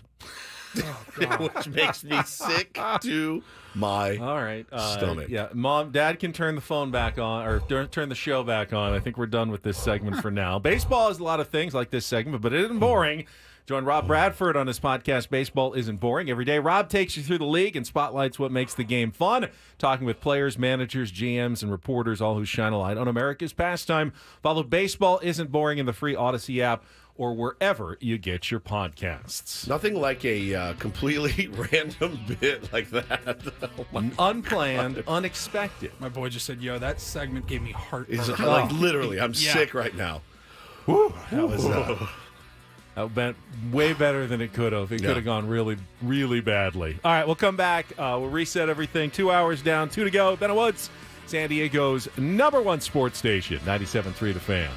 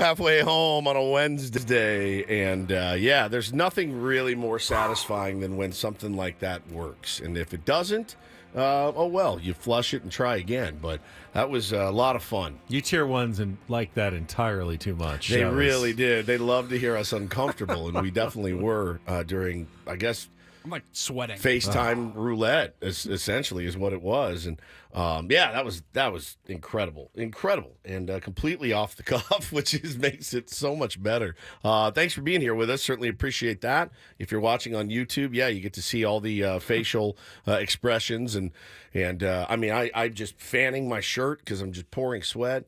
I'm Woodsy. That's Paul Rindo, the executive producer of this program. Ben Higgins, your friendly neighborhood sports anchor, joins us as well. And yeah, that was something else. I sent Paulie the letter that Hannah and I got from Andy Buckley, a.k.a. David Wallace from The Office, on our honeymoon. It was a moment, I mean, you never forget that he couldn't have been kinder, and then to pick up the phone was just incredible. So I sent it to Paulie. He can put it in the chat, and you can see it on. It's kind of hard to read. Yeah, it's very hard to read, but it's on Dunder Mifflin stationery, and he's got a David Wallace business card that he put Hannah in there. And Steve, great to meet you both, and congratulations. Get honeymooning because Bo needs a younger brother. Yeah, we told him about Bo, and Peyton it has worked. Eli. Yeah, it did. I checked. Peyton has Eli. I checked. And Cooper, the oldest. All right, carry on. That's what He's the best, dude. The best. Such a kind guy. So, whew, man, that was awesome. That was awesome. How you feeling? I'm kind of glad that no one answered my calls. Why? I don't know. It was tough. It went so well for you. Yeah.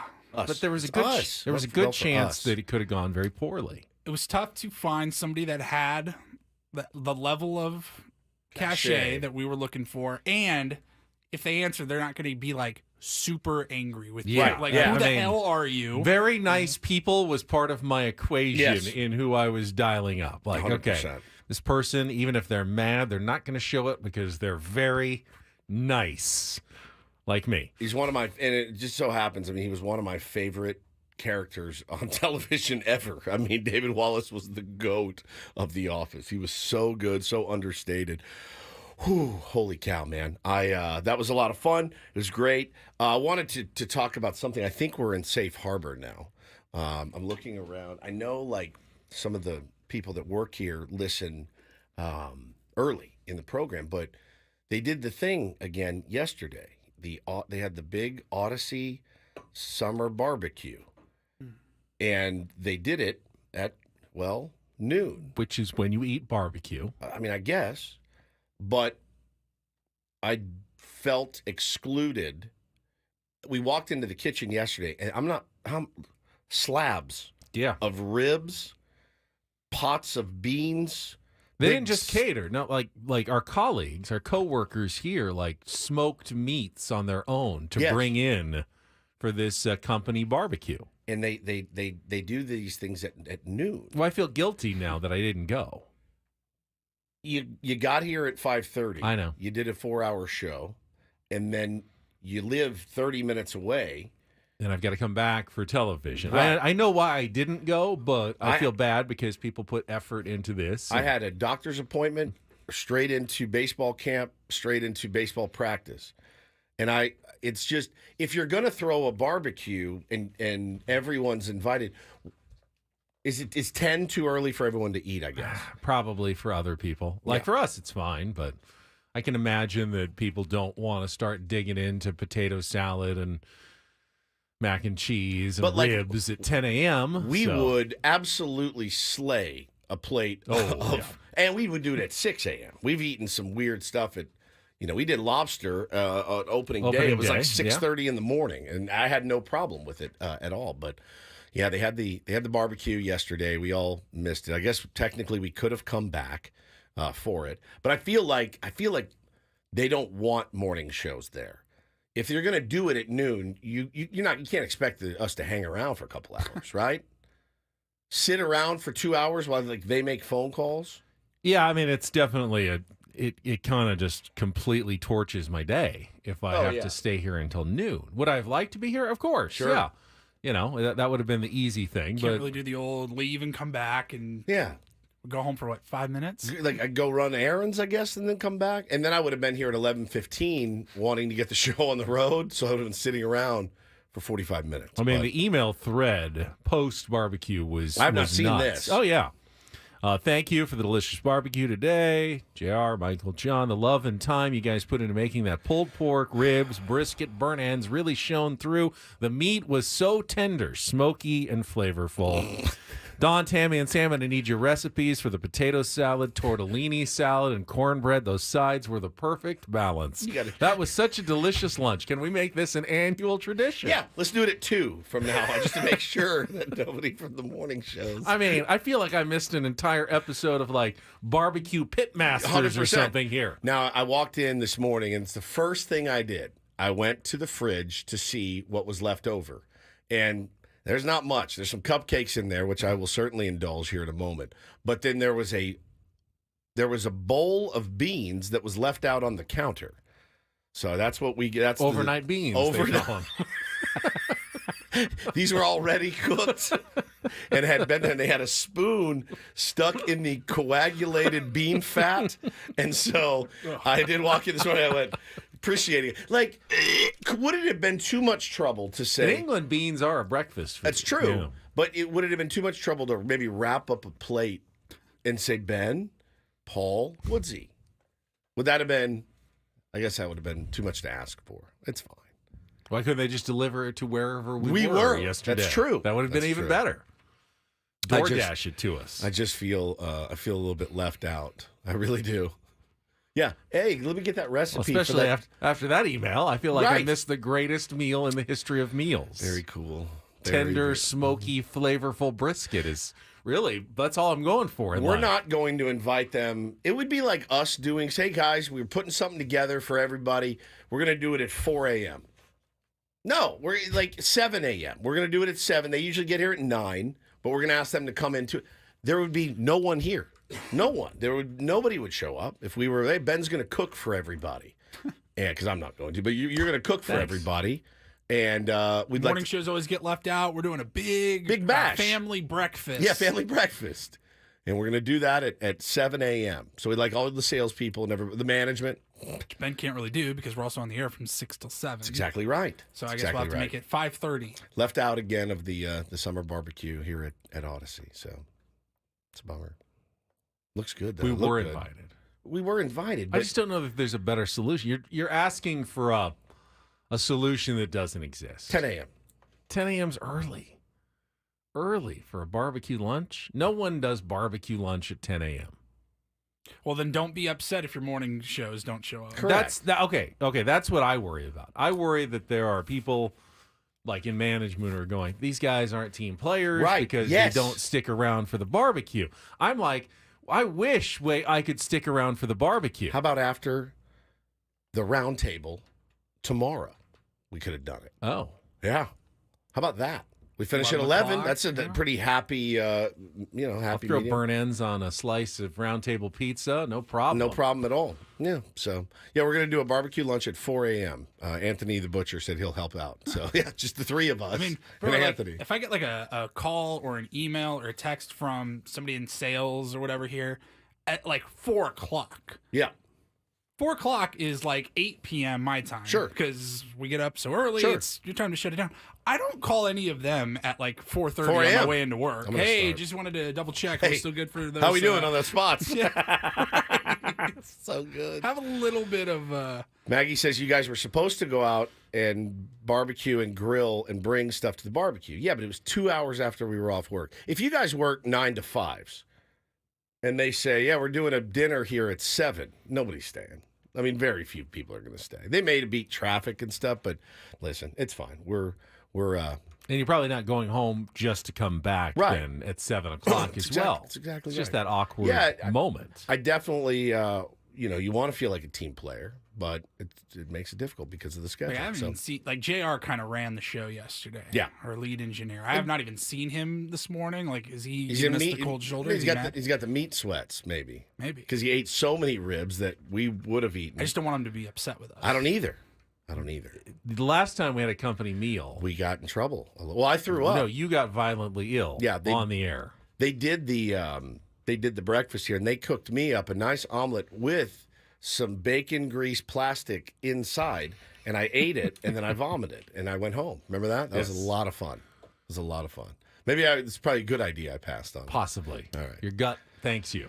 That was Sounds was like something. it was good yesterday. I guess Craig and Annie in their show, they said they were left out because they couldn't go because they were working. They're here. They're here, though. They have commercial breaks. Yeah, you could have run in and got something. Grab a rib or two. Yeah, the vomlet. That's what I ate. The vomlet last time. I don't know about them, but trust me, if I was on the air from 10 to 2 and there was barbecue, I would have gone. I would have found a way to get. Welcome back. Let's talk about Jackson, Merrill. Yeah, would have found a way to eat some barbecue. Well, let's go to break now so I can go get a cupcake. All right, go get a cupcake. We'll come back. We'll hear from. Speaking of Jackson Merrill, we'll hear from him last night if you missed it. Was it MLB Network where he was on? Yes, MLB Network. A little Jackson Merrill content for you. Coming up with Ben and Woods. Don't go away. San Diego's #1 sports station. Traffic right now on 97.3 The Fan.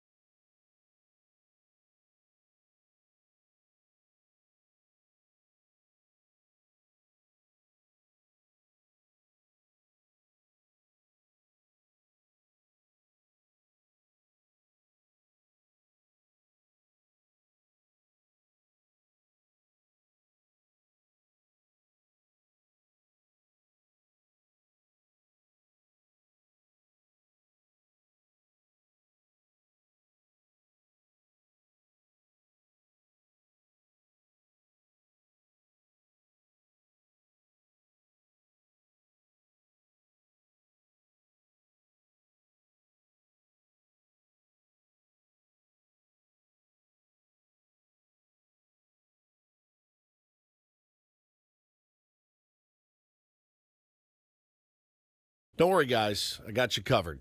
Took care of us. I did. I went to the break room, the kitchen, as it were, and fixed everybody a little plate of leftovers. Some burnt ends, potato salad. It's yours.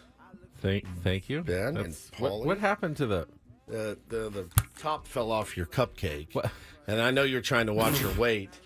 So I got a frostingless smash it back cupcake and a Hawaiian roll? A dinner roll. That's King's Hawaiian roll. Okay, but it's obviously a little older. Cupcake on my Hawaiian. And then there's some leftover cornbread crumbs. So I brought you guys. Oh, is that what that is? Yeah, crumbs. They're crumbs from the cornbread, and it's just an assortment of breads. I was hoping for burnt ends and No, I think all the good stuff's gone. a tortellini salad. No more sounded brisket. good. No, we got. So they ate it all. They did. So they didn't have enough for us anyway. I don't think so. Or Apparently. they overindulged. Or did they all take it home with them afterwards? That would piss me off, actually. They all made plates to take home and didn't leave any. You're eating your King's Hawaiian roll, delicious. Have you had your cupcake yet? Oh, I'm saving it. You got frosting on yours. Yeah, I got frosting on mine. Well, I know you're watching your weight. So. Thanks. Yep. That is one of the keys at sdfatloss.com. Yeah. Remove the frosting Correct. from your cupcakes. We got you guys all taken care of. Fine. Yeah. What'd you guys want to do here? Jackson Merrill? Mm-hmm. Well, I'm good. An assortment of breads left over. I would think, obviously, it's not the end of the world if you go to your first All-Star game. Some guys don't even get in. Pitchers especially, they don't use everybody. But I would think that if you go to the first All-Star game, you want to get that first hit out of the way. If you're a pitcher, record an out, get a strikeout. And all three of the Padres who participated last night were their first All-Star game experiences. Yep. And they all got to leave Texas having something notched under their belts. Jurickson singled and scored a run, went 1 for 2. Jackson Merrill laced a line out and then got an infield single in his last at-bat, so 1 for 2.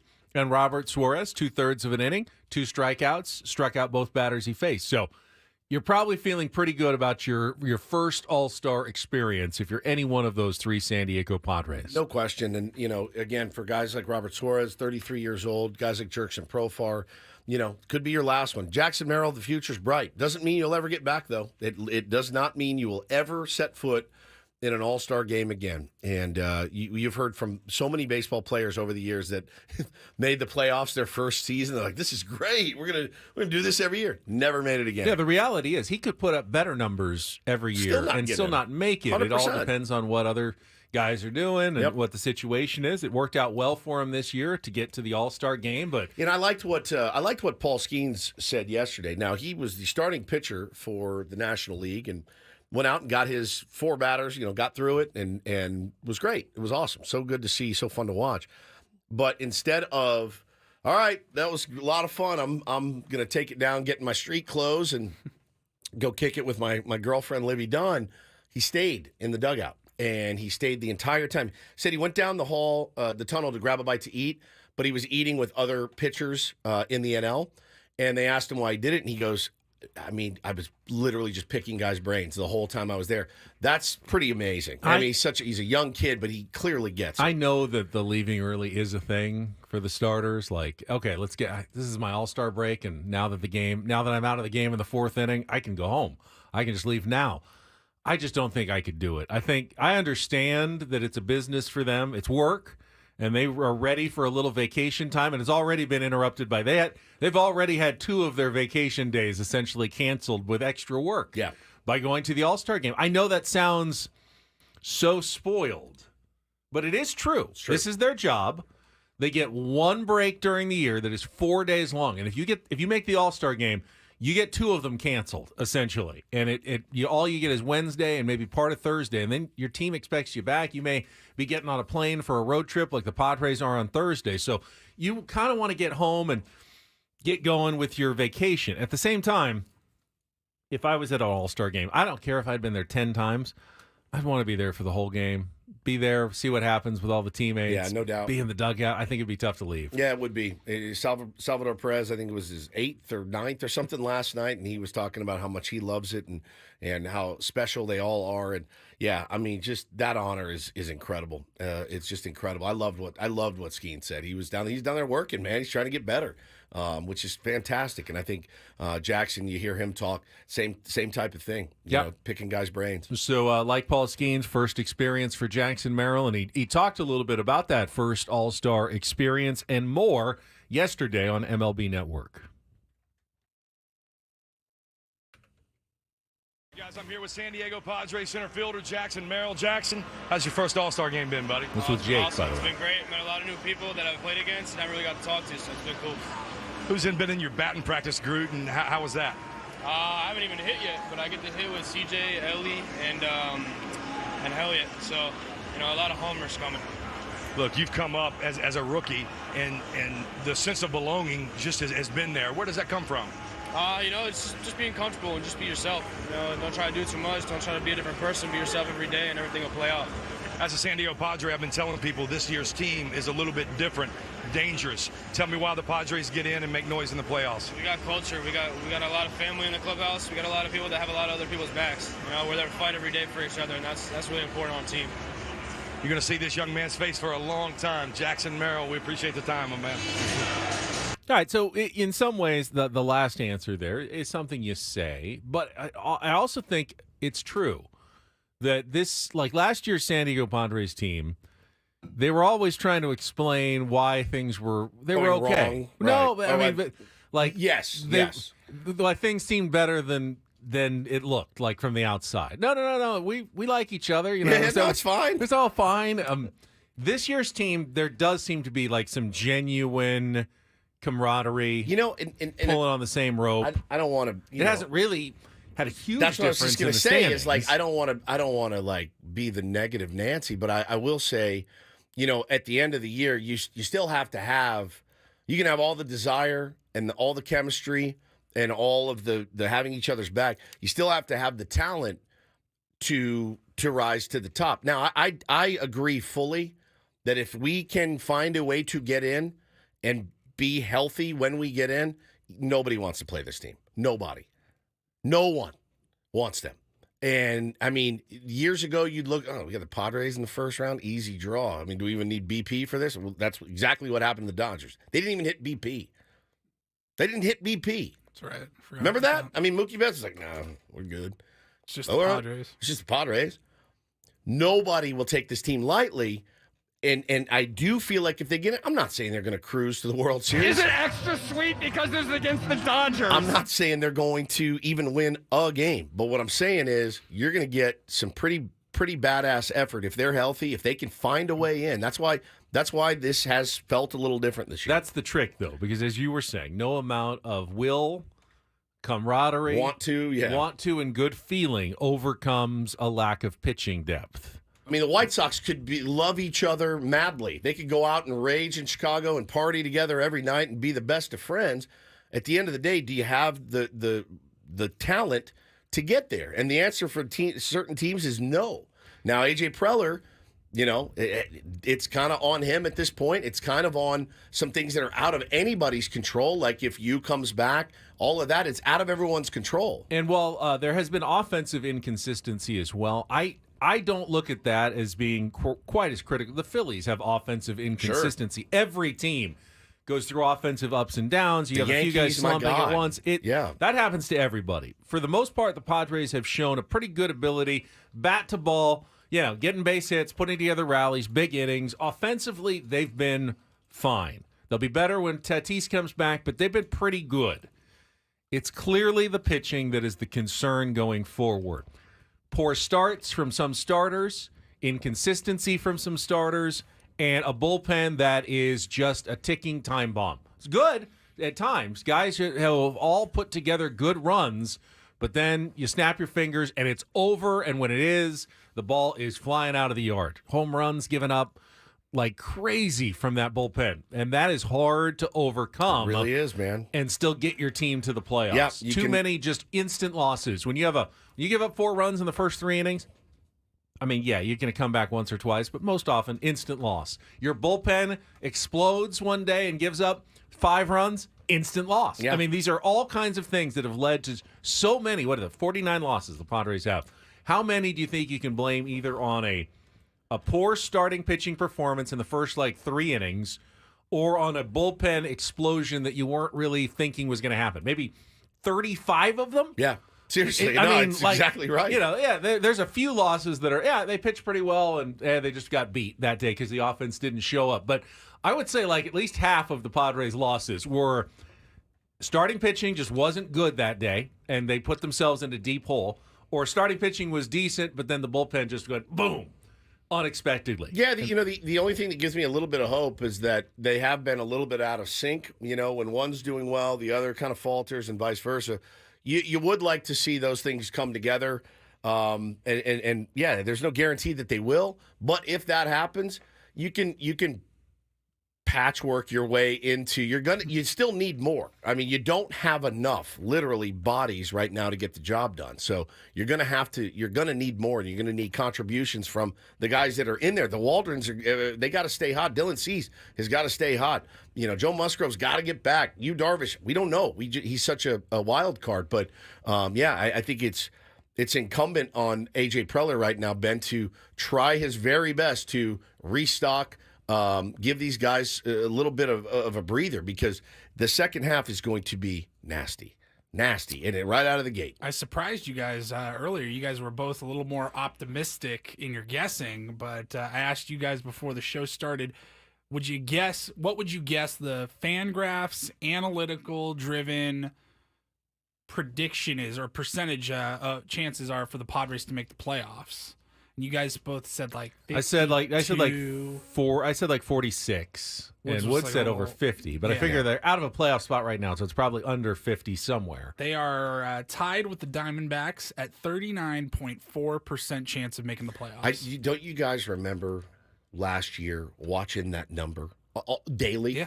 And we it literally just, had daily check-ins on it. 87%, 84, 81. How about in 2021? I think it was up in the 90s at some point. Yeah, and dude. They ended up not even close to the playoffs at the end. So it's going to take. It's not going to take a miracle by any stretch. It's not going to be a miracle. No, 390. Tony Gwynn at his very best, going up and having a chance to get a base hit. You feel pretty good about that. Yep.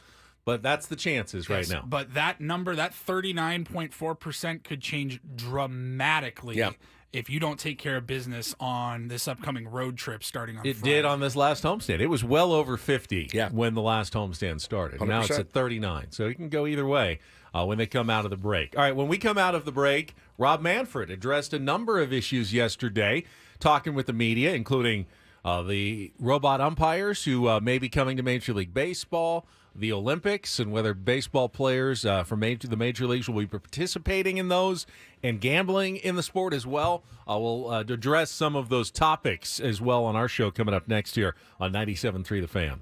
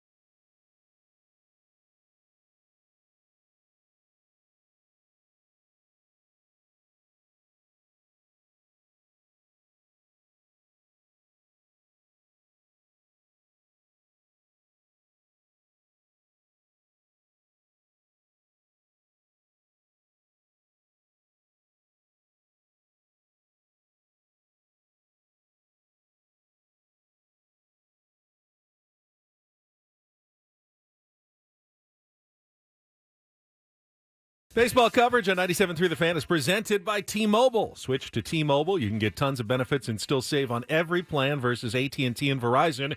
Use their savings calculator to find out how at T-Mobile.com/switch.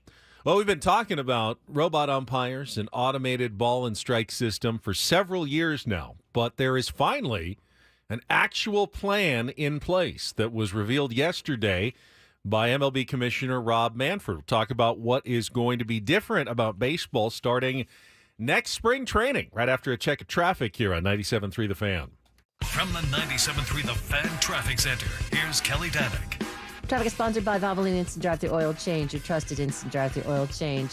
Got a crash on westbound 8, right at the 15. It's over the right shoulder, and tow truck is helping to clear a crash on southbound 15, El Cajon Boulevard.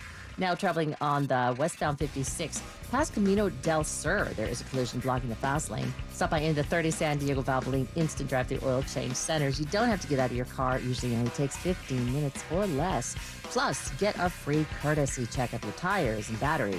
Visit SoCalOilChange.com for directions and discounts. SoCalOilChange.com. I'm Kelly Danick with Ben & Woods, San Diego's #1 sports station, 97.3 The Fan. So while the automated strike system seems fairly cutting edge for big league baseball fans like ourselves, it really isn't that new. It's for 5 years now. Major League Baseball has been experimenting in the minor leagues with different systems, including this year, in which all AAA ballparks have an automatic strike zone. It started out that half the games were using it just every call. Umpire in the behind home plate didn't have to do anything other than register what he heard in his ear, strike or ball, and just would let everybody know. The other half of the games were using a challenge system where the umpire would call it with the human element, but you could use a challenge if you were a batter and you thought, hey, he just called a strike on me that was outside the zone. You tap your helmet, and they go to the replay, and it quickly and efficiently decides whether it was a ball or a strike. So they have already changed that. It's now all challenge system in the minor leagues. They preferred not having the automatic umpire call every pitch, which kind of tells you that probably never going to be that way, or at least not in the near future in Major League Baseball. There's not simply going to be no human element. Umpires will still call balls and strikes. But starting next spring, they're going to experiment now with a challenge system in big league baseball, in giving players the opportunity to challenge the home plate umpire's call on balls and strikes. Don't know how many exactly necessarily. Is it 3 per game? Is it 1 per inning? I don't know what the details, and they'll probably still be working it out. But even if it goes well, Manfred said yesterday, we're not looking to implement it for regular season games until 2026. Okay. So we're still a year and a half away from possibly real games being impacted by a robot strike zone. I've come around a lot, I think, to the idea of, no robot, right? Just, my take was always, if I'm an umpire, won't you be upset? No, you took the hardest part of my gig. I work every day, and I rotate the bases. And I think they would all say working home plate, probably the most exciting, but probably the most difficult. And it's the one that you get the most grief for. And if you took the hardest part of my job out and I still made the same money, great, I'm all in. And where do I sign up for that? It might take my ego out of it entirely. You're taking the hardest part of my job out. I'm going to make the same money, and you're doing all the work for me. Sold. Where do I sign up? It's like, hey, Woodsy, you want to do it on the radio, but you don't have to talk? You don't have to come up with any ideas? Yeah, it sounds good. Where do I sign? Right? But I heard Chris Ello talking about this yesterday with Italian Paul. And Tony Gwynn Jr. has mentioned as well, the strike zone isn't a uniform strike zone on every player. Your strike zone is different than mine, that is different than Paul's. That's just how it is. Altuve's is different than Judge's, right? Because they're different size players. I mean, if two guys are, Paul and I are about the same height. Right. Shouldn't our strike zones essentially be the same? Essentially, though. But you know what I'm saying? It's Altuve and Judge, Ellie De La Cruz, and so. It's going to be different, and the computers can't really do that yet. They have not figured out a way to make it perfect. And so with the challenge system, no problem. Hey, I disagree with that call, man. Boom, tap my head. Actually, it was a strike. But what's it based on? Is it based on the player? Is it based on the box? You know, I know a lot of people hate the box. I love the box. I don't ever want the box taken away. It gives me an idea. There was last night, it was like they didn't have the box, and then there was like a faint box, I thought. I saw like Mike Cameron tweeted, "Hey, I love that they don't have the box." I hated but they it. did have the box. It was very just faint. a little bit more understated. Yeah, because there's a couple pitches I saw, and I went... And pitches either lit up or didn't lit up with Yeah. the full dot or the empty dot, whether it was a ball or a strike. But it was I thought it was a nice little adjustment that Fox made. They unveil new things in the All-Star game sometimes that will then be implemented in regular season broadcasts. Rob Manfred says the technology is really good. It's accurate to 1/100th of an inch at this point. But he says it's not perfect yet. And if he's going to make a mistake, it's going to be waiting a little bit longer to see if they can get it as accurate as possible rather than rushing to implement something and then realizing that they have a problem on their hands. And I think the one that I've heard discussed that could be the biggest problem is there are pitches that no one disagrees are balls sometimes. Even the batter, even the pitcher. Like, I missed that one. It was a slider way down. But somehow it ticked the zone as it went by. Like, it caught the bottom corner of as it was falling away. And even the pitcher never thought it was a strike. Correct. But the zone says it is. Right. Do you want those pitches now called strikes that everyone kind of agreed in the past was a ball? You know, you have a limited number of challenges, so use them judiciously is all I'll say. We talk a lot about the spirit of the rule. And when Ellie De La Cruz steals second base and his quad comes off the base for a split second and somebody's got a tag on him, is he really out? Is he really out, or did he swipe that bag? He swiped it. That's a steal. You're not talking about a guy who like slides past the base, comes right, all the way off of it, and then he's tagged. I'm talking about, you know, you're exactly laying what on I the mean. base, but because of physics, as you're bumping over, Yes, your your stomach hand comes off, You right. know, it just kind of comes off half for a second. And we've seen those, and those are the ones that make me bang my head against the wall. And that you feel like you got away with one there. So I think as long as you can keep it, Ben, again, with there's a certain number of challenges that you have. Problem is going to be this. Who do you trust with your challenge? Like, if it's Luis Ariz, and let's do Mike Schill. If you're Mike Schill, your pregame meeting. All right, we got 9 challenges to use, and Luis Ariz, you trust him more than you trust. I mean, you know the Jerson players Profile, who roll their eyes on pitches that are in the zone. Manny, and you go, I don't want you doing it all the time. Exactly. But dude. you know what?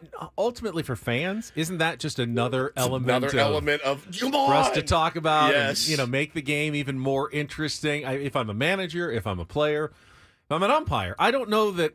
Yeah, this is going to be harder for everybody in certain ways.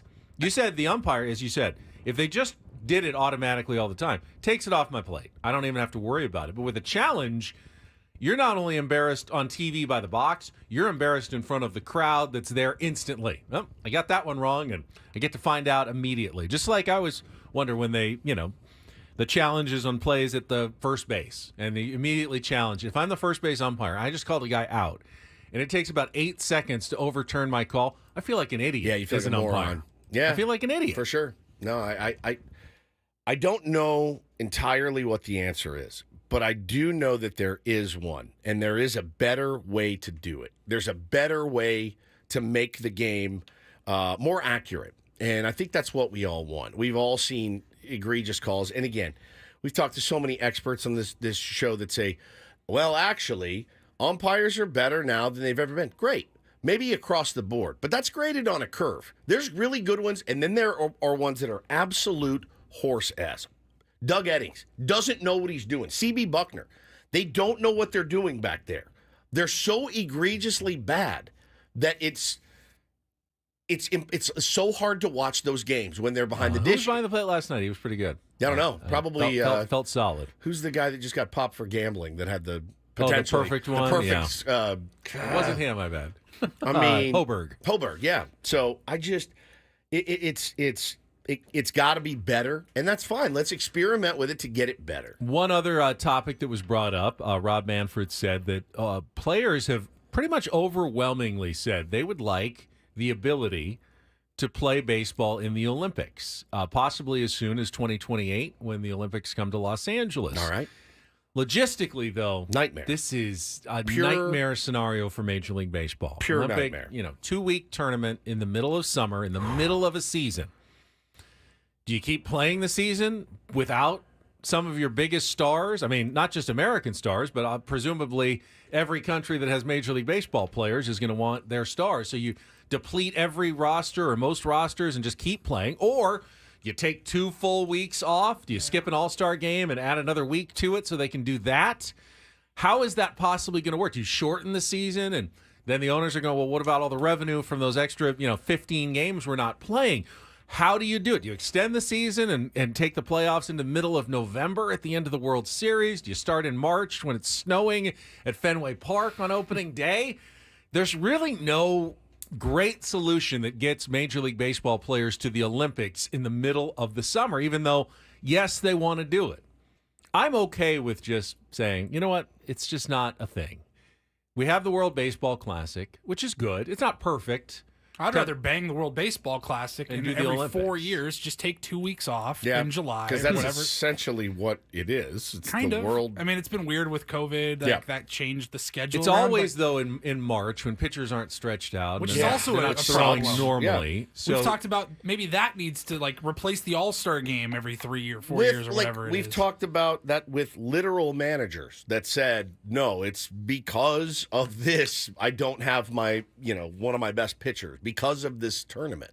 And it undoubtedly hurt the Padres last year. No question. So I don't know there. A lot of guys always say, playing for country is like the highest honor. They've asked them World Series or gold medal, like to a man, they're like gold medal. I mean, the World Baseball Classic, I could take it or leave it. I think it's a good idea. The international play and everything. Awesome. So if baseball's going to be in the Olympics, then just do that. Then just let every country. It stock already up their is, teams. but it's usually a bunch of minor leaguers and a couple college players, and we have an Olympic baseball tournament, but no one pays attention to it because the stars aren't. It's like watching a single A game or a double A game or something like that. They're just not. There's no star players involved, so why would we care about it? What does the NHL do? They're talking about it in the chat. They have had the same issue where they have been trying to replace their teams going to the Winter Olympics. Most of the internet hockey community wants the pros in the Olympics. I feel like last time they did like an Olympic break. Did that. I think the answer But they play indoors. They can stretch the season a little bit out on both ends. It doesn't change things. Baseball played outdoors. You can't stretch the season earlier in March or later in November. It's already stretched to the absolute limits. It pretty much is. And shortening games, no owners are going to sign up for that. No. 15 fewer games, 20 fewer games, whatever it is. It says they did a break. Yeah, I don't know. I love it, though. I love the idea of, Jackson Merrill going out and playing for Team USA would be badass. And Manny Machado playing for, the Dominican team. Like, I love it. I love the World Baseball Classic.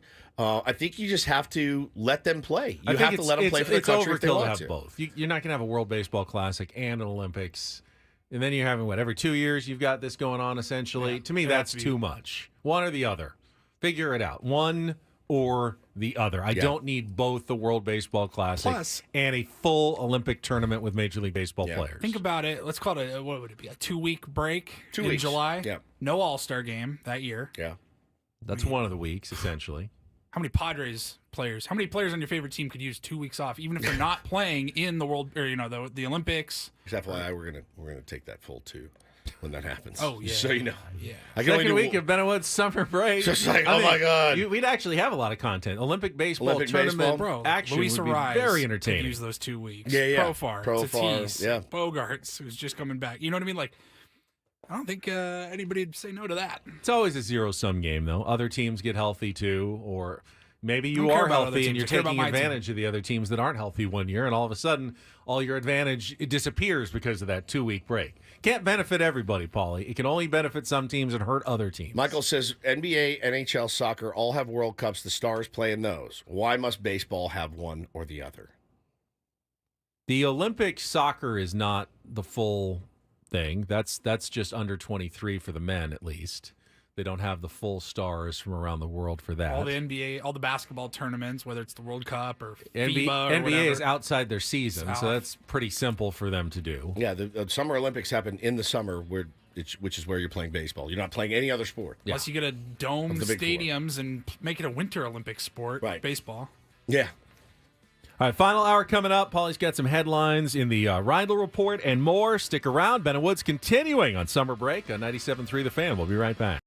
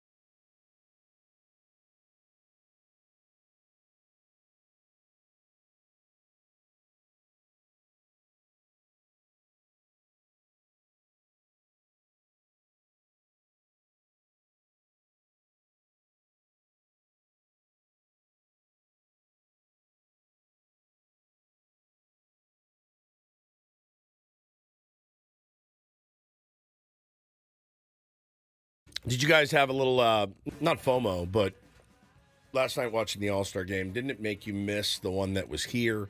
And don't you want another one here, ASAFP? My wife goes, when's San Diego just going to get it again? And I go, well, it's not like the Super Bowl where they rotate between like 5 cities. Right. They probably should, but they don't. Everybody gets one. I'm like, San Diego's not getting one for like 20 years. You think? They really, at least for now, Major League Baseball has been kind of fairsies when it comes to the All-Star game and distributing it around to the different teams, which is weird because most sports don't do fairsies. They do the places that they feel are going to be the best showcases for the games and, you know, the best venues for the games. But essentially, they pretty much just take turns going around each of the different places. Like the Super Bowl is like Vegas, SoFi, Phoenix, Dallas, back to Vegas, yeah. Dallas, SoFi, Arizona, again. yeah. Let's see. Let's go. State Fart Stadium, as Ben calls it. 2026 is already decided in Philadelphia. Next year in Atlanta. 26 in Philly. Just had Arlington. All right. Before that, Seattle, L.A. All-Star game? Yeah. Yeah. Before that, there's just the list. Seattle, L.A., Denver, Cleveland, Washington, D.C., Miami, San Diego, 2016, Cincinnati, Minneapolis, New York City, Kansas City, Phoenix, Anaheim, St. Louis. New York City did get it twice there. San Francisco, Pittsburgh, Detroit, Houston, Chicago, Milwaukee. They really just go your turn everywhere, and you have to wait your turn. Imagine giving Dick Manfart like another world All-Star game, and owners that don't spend money and rewarding them with all that entails. Like which ballpark would you think has hosted the most All-Star games in baseball history? Which ballpark? Yeah. Bush, no. Cincinnati. No. I was thinking like Cincinnati. Cincinnati, maybe. It's pretty obvious. It's the two oldest ones, Wrigley and Fenway, and they both host 3 in like 100 years. You're kidding. I guess that's the most. 3. How many of the San Diego Padres hosted? 2. Just 2. One at the Q and one at Petco No, Park. somebody said 78 also. Was that right? Here? Oh, they did. Yeah. 78. Okay, so 2 at the Q and 1 here. So they've had 3, but not at the same ballpark. At the same ballpark. Right. But Wrigley, 47, 62, 90. Fenway, 46, 61, 99. And then, everywhere else is basically 2. Oh, Angel Stadium has 3, too. 67, 89, 2010. But those are 3 of the older ballparks in the league. Everywhere else, maximum of 2 at this point. Interesting. All right, well, Bo, it's when like you're 23, look forward to that. It's a much smaller scale. The old like Yankee the winter Stadium meeting had should be 4. in San Diego That's every year. discontinued. Yeah, 100%. So you just kind of have to wait your turn. Unfortunately, their turn, if it goes in order, won't come until, the 2040s, which seems like a long way off. Will we even be here? We won't be here. No. I won't be here. I'll promise you that in 2040. I don't know it'll be called 97.3 The Fan, but they're 97.3 The Machine. Hey, can you guys do a special All-Star game show on Sunday for the workout day? Adam, I'm 73 years old, dude. I do not want to do an All-Star roundtable. Are you insane? I'm 70. Should I bring my colostomy bag with me? Like, I can't do this. Stop asking me to do roundtables. You're killing me. You're absolutely killing me. It just hit me again that we have a roundtable tomorrow. So much to talk about. During the All-Star break. So, Jackson Merrill, what do you think of this kid? He's so good. It's the second half preview edition of the roundtable. You are joking. I'm not, because I'm the one who has to come up with the questions and the topics. I don't have all of them yet. I'm still working on it. You need some help? Yeah. All right, ask Paulie. Okay. All right. Paulie, can you help me out with a Rhino report? And get things started here with our today's edition of the Rhino Report. Now tuned into the greatest. Welcome to the Reindl Report with Paul Reindl. Hi, Paul. All right. 2 stories from the world of sports that we haven't gotten to yet. We'll start off in Major League Baseball. And 1 story that you didn't know you needed. Are you laughing, biatch? It's the Reindl Report Hey, Paul, how you doing? Okay, how are you? on 97.3 The Fan. Are you ready to bless the mood? I need some help, please. That was good. Can I get a yeah? Oh, yeah. All right. Paulie Ray in the chat said, by then, what Ben likes, things Ben likes will be 4 hours long. Yeah. Maybe more. A full show. A full show. Hey, you wanted a round table? Here you go. 4 hours of what Ben likes. Oh, man. I like Ensure. I like Depends. Yeah, by that time. I like our AI robotic overlords. I like Metamucil. I like Metamucil. Take it away, Paulie. All righty. Thank you. I want to start off. We were discussing this yesterday when we were talking about Monday's home run derby. It was fine. It was lacking, though. You know, when you don't have Judge, Stanton, Ohtani, etc. in the home run derby, it kind of, like, you're kind of up against it from the beginning. Yeah. You're just like... Bunch of shortstops in there. Bobby Witt, Gunnar, Alec great Bohm, players. Like, really good players, but they're not the big boys. I want to give credit to John Boy. He posted a video this morning. He has an idea of how to get the best home run hitters in the game as part of the home run derby every year, and he's following the... Kidnap their families and make them for participate. ransom. Yes. Put a gun. No. He is taking the Hard Knocks method.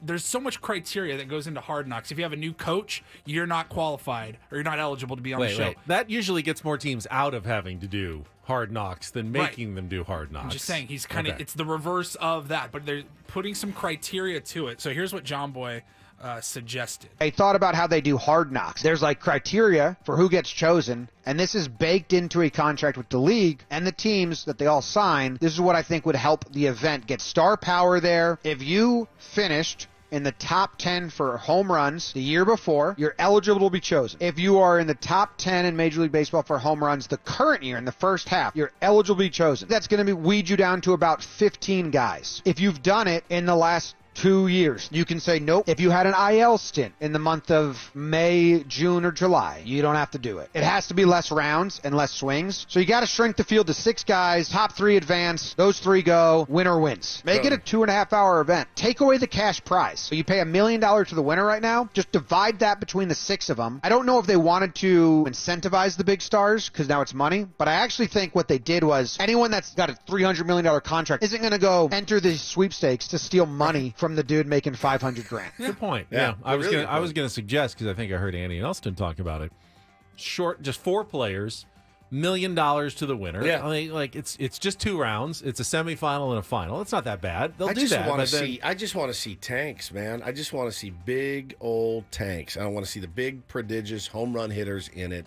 I love Bobby Witt. I love Gunnar Henderson. I love Alec Bohm. Nothing against those guys. I would cut off an appendage to have any or all 3 of them on my team. They're phenomenal. But again, probably not wired for the home run derby. I would point out to John Boy, because he did say, okay, you have a injury-less stint, early in the season. You don't have to do it. What about the guy like Manny Machado, who's been playing through injuries all year? Yeah. Finally didn't take a stint. I didn't take a stint. Oh, I have to do it now? You mean I finally get a chance where I can take a couple of days off, and you're making me do the home run derby because I didn't take an injury list stint? You can add criteria to it. You got 10 years in the league, you don't have to do it. You you're back to the field that we had yesterday. Not if necessarily. you have too many outs. Shohei Ohtani doesn't have 10 years in the league. No, but if you have too many outs, you're not going to have the kind of field you want to have. Aaron Judge would have been in. Yeah. And maybe that incentivizes Manny to take a 10-day IL stint in May when he probably could have used it. That's 4D chess. Is that right what there. we want? We want Manny to take more IL stints for his own good? I don't, but I'm just saying. All right, not finally. We got our second story here. So I only watch Red Zone when it comes to my NFL experience. Sunday Night Football is on. We'll probably have Monday Night Football on, but as far as like the Sunday slate of games, Red Zone's elite. It's the way to go, especially if you don't have a team. You're going to see everything you could possibly need to see. One of the guys that did NFL Red Zone, and I still don't know exactly who did what, but Andrew Siciliano used to host one. Yeah, there was one that was on DirecTV. I think that was Siciliano. And then the other one was Brian Hansen, who's terrific for everything else, right? Scott Hansen. Scott Hansen. I was like, it's not Brian. Not Brian. Scott Hansen hosts for NFL Network now. So Andrew Siciliano is no longer with the network. He's no longer hosting that version of the Red Zone. It's gone.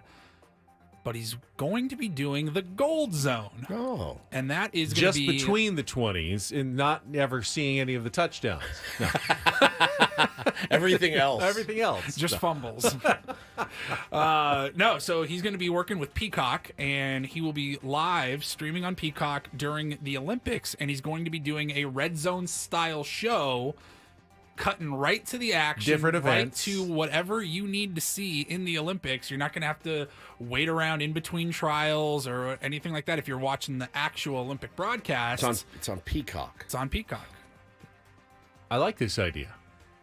Surprise, surprise. I love it. You know, so much of Olympic There's a lot of coverage fluff. is pre-packaged, tape delayed, you know, for the masses, for primetime viewing on NBC, which is fine. They do a good job of it. But if you're a sports fan, it's not what you're used to watching. You want to see live drama play out, but then you end up having to watch like 2.5 hours of trials and semifinals and finals of guys running the same 100-meter race over and over again, and it gets kind of boring. But what if all you got were the best parts? I'm in. Back and forth to different events. All right, this is happening now. This is happening now. And you don't have to go to 17 different NBC affiliate options to find the equestrian. Oh, right now they're doing the finals of the show jumping. I would watch that, actually. Yeah, if I knew it finals, was sure. on Now, I right think then, they've if I done don't have to this- find it myself, I would do it. I believe they've done this for past Olympics, but it was like streaming online or something like that. Now with most people on board with the smart TVs, the Rokus, the Amazon Fire Sticks or whatever, like this will be their biggest audience being on Peacock streaming the Gold Zone. My wife is such an Olympics lover. I'm going to be inundated in my home, whether I like it or not. with Scott the Hansen Olympics. will be a part of it as well. He's going to be helping out Oh, nice. with Siciliano. So it'll be both the NFL Red Zone guys and then Akbar Gabija. You got it. Gabaja Mila Mila? No, close. Baja Biamila. Baja Kinda, Biamila. the G is kind of sound. Baja Biamila. Baja Mila Mila. Baja Biamila. San Diego State guy, Paul. You probably I went to know. school with him. I know. Or Kabir. Nah, he was right before me. Akbar was right before you, or Kabir? They both went to. Akbar was right before me. All right. I'd have to look. Nobody cares though.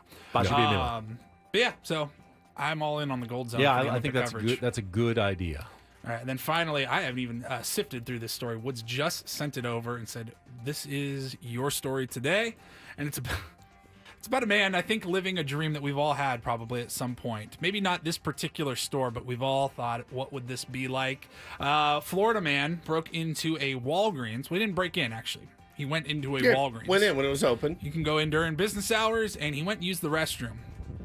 He stayed in the restroom for 5 hours until they closed up. To make sure everyone was gone. Did he like have to stand I up think on you the have to, like, toilet yeah, you seat gotta, like, so they can't raise look under your and make sure no legs, one's in there? Yeah. Stay in the stall, but hide your legs, Yeah. your feet. So he stayed in the bathroom for 5 hours, and then after they closed and everybody, all the employees left, Shut it down.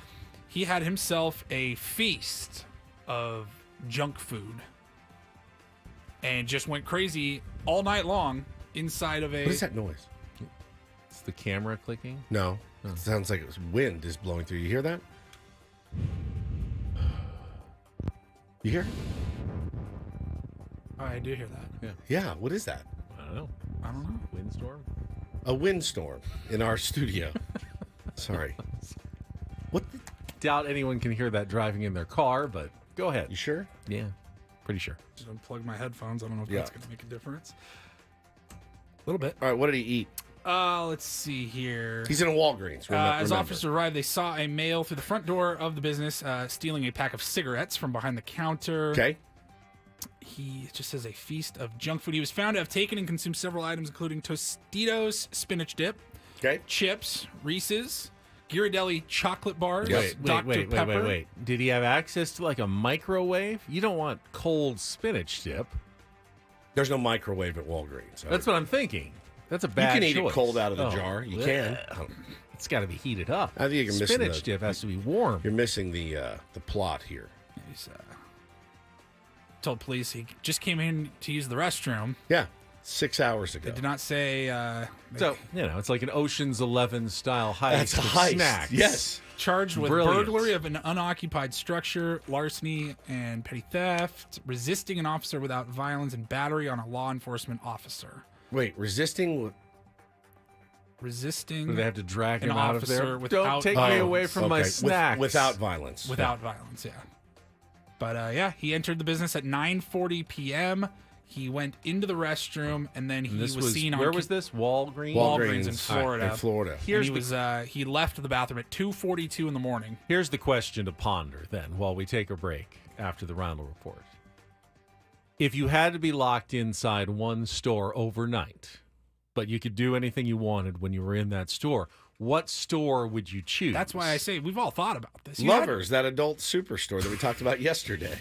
100%. Could get weird. Could get very weird. Think about it. Don't know what you eat. Well, now I do. There's food in there. There's edible food. Edible things. That's true. Edible items. That is true. And we will come back and discuss on the other side here after a check of traffic on 97.3 The Fan.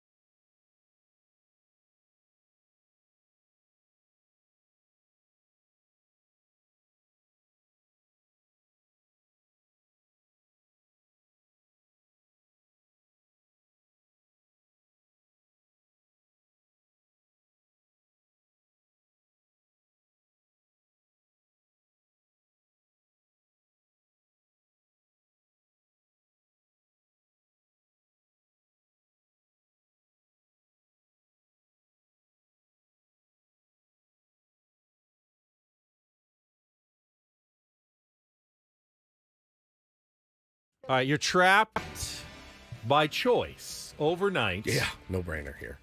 In any store you want. No brainer. Costco, and it's not even That's close. a good choice. Yeah, that was my. I didn't even Now, think about it. Actually, I could do a year there. A year. Well, they got everything. Well, but a lot of their good stuff is in like the frozen food section. So you go get it and bring it out. Yeah, but you don't have a microwave again. They literally sell Costco. ovens Oh, there. that's a good point. But can you? Oh, where are you going to sit? Well, they have couches. They got couches? Well, what are you going to watch? They have 100-inch TVs. You really thought this through. Yeah, video game. I'm begging you, somebody to lock me in a Costco for a year. A year. I could do a year there standing on my head, right? Done. It would be the greatest. They come in after, it looked like a war zone when they walk in after a year. Hey, how's it look? I'm 300 pounds. Oh, they have weights in there too. What don't they have at Costco that you would need? Nothing. The answer is nothing. Beds. I think they have beds. They got everything. Did you say eggs or beds? Oh, they got beds. Yeah. They got it all. They got sheets. You can change your sheets. Good. Yeah. The washer and dryer. If you needed medications. The music. You're good there. I think they sell guitars. You can do anything. You could clear stuff out. TVs. I don't know if you could attach the cable box or anything. Yeah, but there's something. There's probably DVDs there, right? Alcohol. Yeah. Wow. You'd have to open up a PS5 or something. Yeah. Hook up Netflix, sign in, but it's all there. It's all there. Lots of bread items. Those are good. There's everything. If you get sick, there's a pharmacy. Yeah. You want to do the eye test? They have an optometrist. Yeah, if you want a new pressure. tire, if you want to roll tires down the aisles, you can. They sell tires. Go get your arm and the blood pressure and just see how we're doing. The blood pressure cuff. Do they have those at Costco? The worst. It's more of a CVS thing in my mind. Oh, I think they have one. They have everything. I wouldn't choose Walgreens or CVS. I feel like you're very limited to. You are. Just little snack items and. I remember as a kid, it was always Toys R Us. I had dreams of being able to be locked in a Toys R Us, and it's just have fun, go for it. Tom Hanks sliding on the piano at where's that? FAO Schwartz. Yeah. It'd be so much fun. So much fun. It'd be a blast. There's tents in Costco. Costco's got to be number one. Yeah, I don't know that I can beat Costco. That is a really good choice. Even if you said Target, you're well, why wouldn't you just do Costco then? Right. Ask Pro Shops. Ask Pro Shops. Nice. Yeah. Yeah. I don't know what would you do though at Bass Pro Shops? Yeah. I don't know. Shoot BB guns and fish. Dick's Sporting Goods. Dick's Sporting Goods would be fun for a while, but bad. Kind of lose its luster. They have some snacks up front, but you're not living on Big League Chew and Prime. Plenty of beef jerky. Yeah, there's those little Gatorade chews. Here's more of that runner's goo that I'm. Man, I'm so full of energy in here. Hang on. I'm sorry to laugh at runners' goo. I'm sure there are some runners who love their goo. Tony Gwynn Jr. talks about eating some sort of. He's got his endorsement where he talks about his goo. He likes his magnesium. Symbiotica? That stuff works. Yeah, Symbiotica. The runner's goo works. Tastes like delicious vanilla cream. He says. I don't know. I'm not really a person who just wants to eat goo. Save that.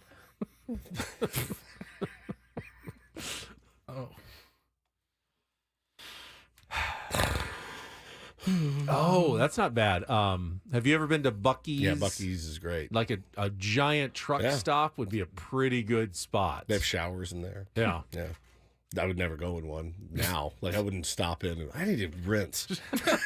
We're on our way to Arizona. Paul, you might take a quick shower. I'll be right back. What? We're an hour away. Dude, I smell. This dress is so sweaty. Oh God! I assume those are for truck drivers on multi-night runs, and they want to stop for a shower. 100%. Feel refreshed, but 100%. yeah, I can't imagine ever doing a truck stop shower myself. I'll give you $100 the next time we go somewhere. I will give you one. I'm good for $100. $200 next trip to Arizona. You have to go in, and I mean fully nude, shower, towel. Wash your hair, everything. I'm sure there's a procedure for it. We're just 20 miles outside of Gila Bend. Me and Paulie, we're out front smoking cigarettes, waiting for Ben to get out of his shower. It's done. Next year, the truck stop shower is happening. It is happening. It's happening. It's happening. Write it down, Paulie. Put it in your phone for spring training bits. Do they even have them at the ones between some of the ones we go, yeah. San Diego and Phoenix? They have showers. The Flying J, there's definitely showers in there. Yeah. Definitely. Will you do it? For $100? $200. Yeah, All I right. would do that. Done. Why not? I can't wait for this. I mean, people do it. Yeah. You know, they do You it because they don't do want it. to. You're I not don't do people. it. I don't know. I'm not people. I know that. You are not people. Ben in the chat says, I'll pay you $200 to cosplay as a blue-collar worker. I got $200 on that. I just want to see Ben do all the stuff he's never done. I want to see him wait tables. I want to see Change a tire. I want to see him change a tire. Customer service. Like any of it. You'd be good at customer service. You'd be really, really elite. You may not like it. I don't think but he would be good. Because he would wear it. I have patience. I can wear it. You don't get too. Yeah, I can see that. But I can see him getting in trouble with his work because he'd be like, you know what? Actually, I'm on your side. I do agree with you. We are overcharging. But a good customer service rep will do that. They really will do that.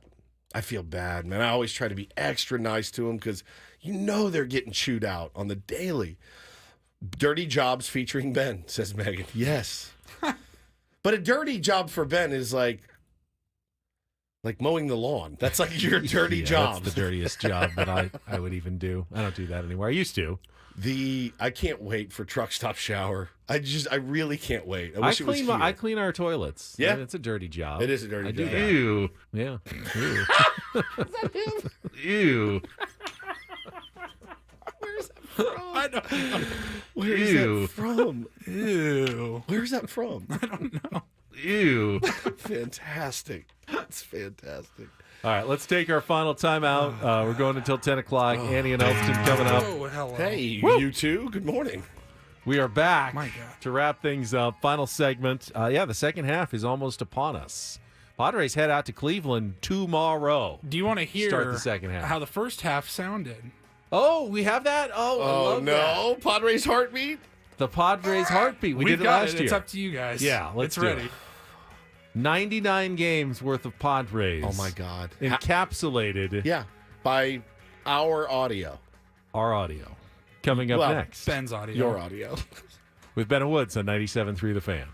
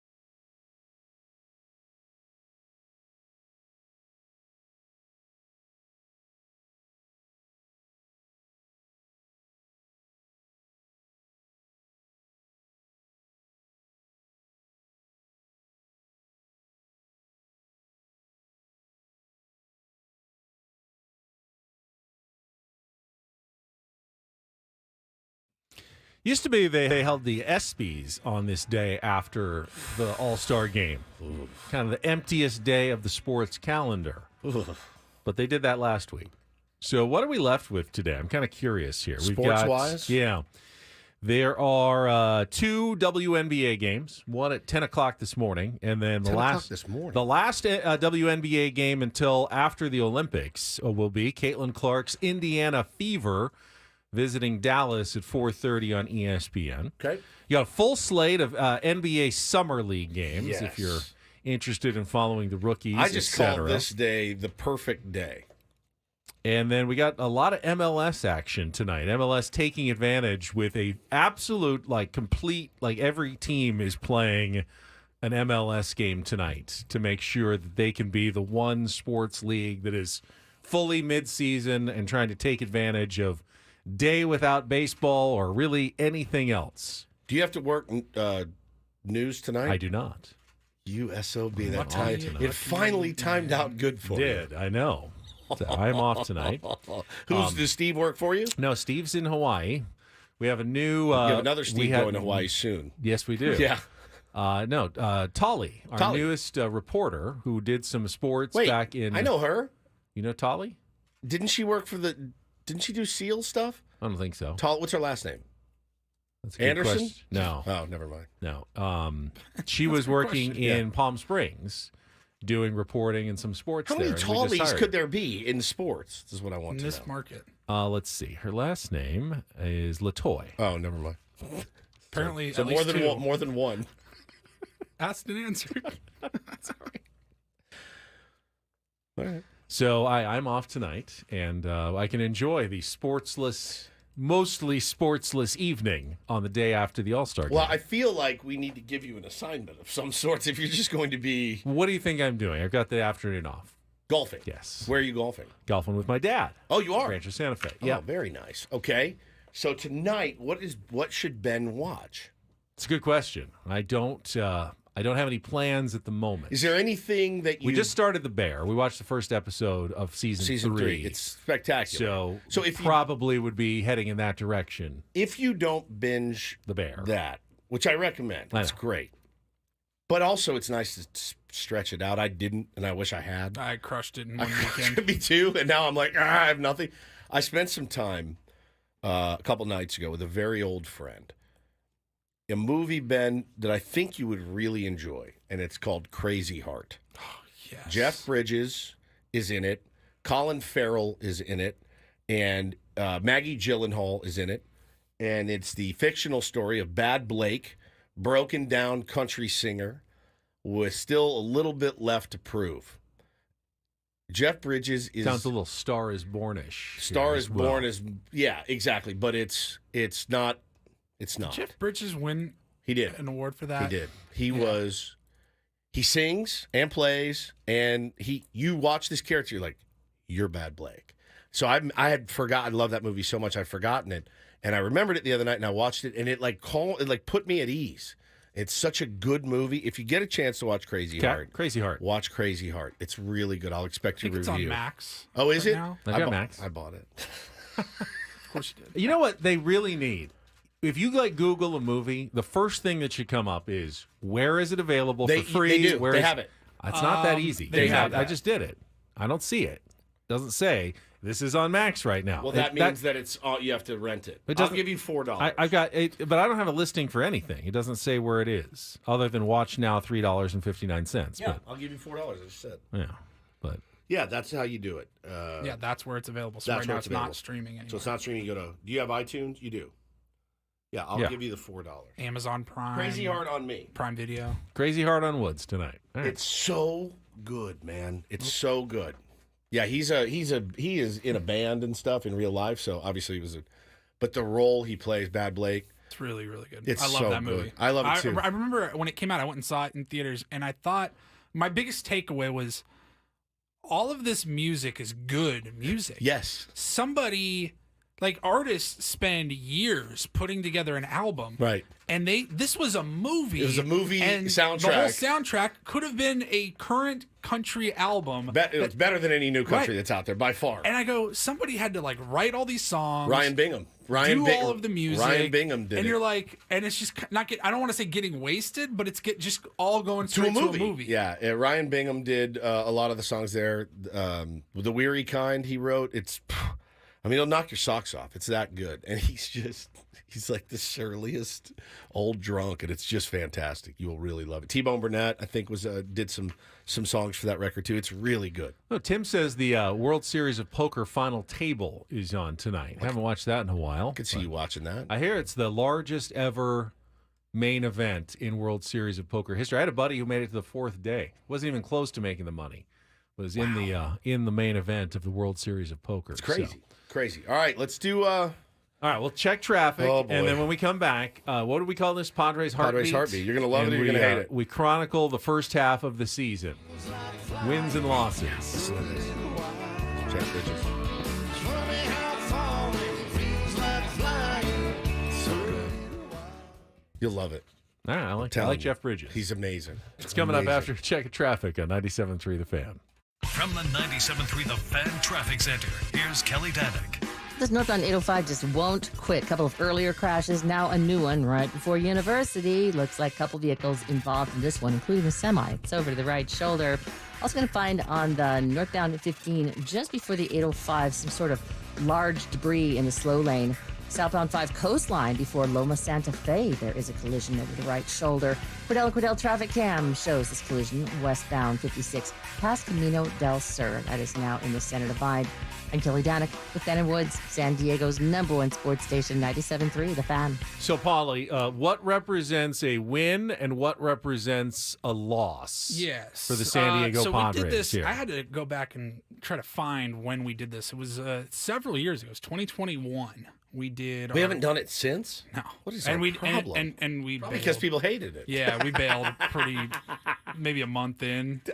We were doing it every day. Well, this is just one time. This is the one time, the first half recap. So in 2021, we had 2 sound drops, one for a win, one for a loss. Put them all together. Here's how it sounded. Yes!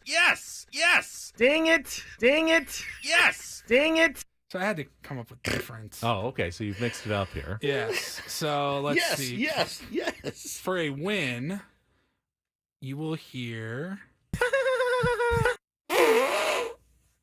And for a loss, you will hear. Suck. So this is 99 games, and you'll get a sense of like the rhythm of the season. The rhythm, yeah, it's the rhythm. They lost opening day in Korea against the Dodgers. They won the next day, so that's how it'll start, and then you'll just get an idea of the ups and downs. The 5-game losing streaks, the winning runs, especially kind of there in June. I made this last night, and I go already. I don't know that we make it through the end of this. All right. Are we ready? 99. Right. Starting Wednesday, March 20th, ending Sunday, July 14th. Here is the Ben and Woods heartbeat of the Padres. I'm glad we waited till the end for this. First half of the season. Here we go. Suck. Suck, suck. Suck, suck. Suck. Suck. Suck. Suck. Nice. Suck, suck, suck. Suck. Suck, suck, suck, Oh, suck. Philly sweep. Oh my God. Bounce back. Nice. Suck. Suck. 2 or 3 from the Dodgers. Suck. That's nice. Suck, suck, Oh, Rockies. Suck. Suck, suck. Suck, suck. Suck. Couldn't finish off the sweep of the Marlins. Suck, suck, suck, Angels. suck, suck. Oh. Suck. First sweep against the A's Suck, there. Suck, suck. And then the suck, Mets. Suck. And the Phillies. Yep. All right, here we go. Suck. Sweep the Nats. Like the first two in Boston. Suck. And now suck. And there you go. That is the first half of the San Diego Padres season. Michelle said, imagine turning on the radio to this. That's so uncomfortably. Oh, God. I made it like, I'd say like 40 was my cutoff. We had 59 to go after that. This is our job, by the way. This is our job. I think it's kind of telling and educational. It really is. It kind of is. Gives you a really feel for the first half of the season. The suck is fantastic. Suck. Early on, it was more back and forth. Like they'd win one, lose one, win one, lose one. But then after the first month or so, it was these jags of a bunch of wins, maybe a loss thrown in, and then a bunch of losses, and then a bunch of wins. And it was like that through the end of the first half of the season. Can you imagine if we truly updated that every day and did that every day?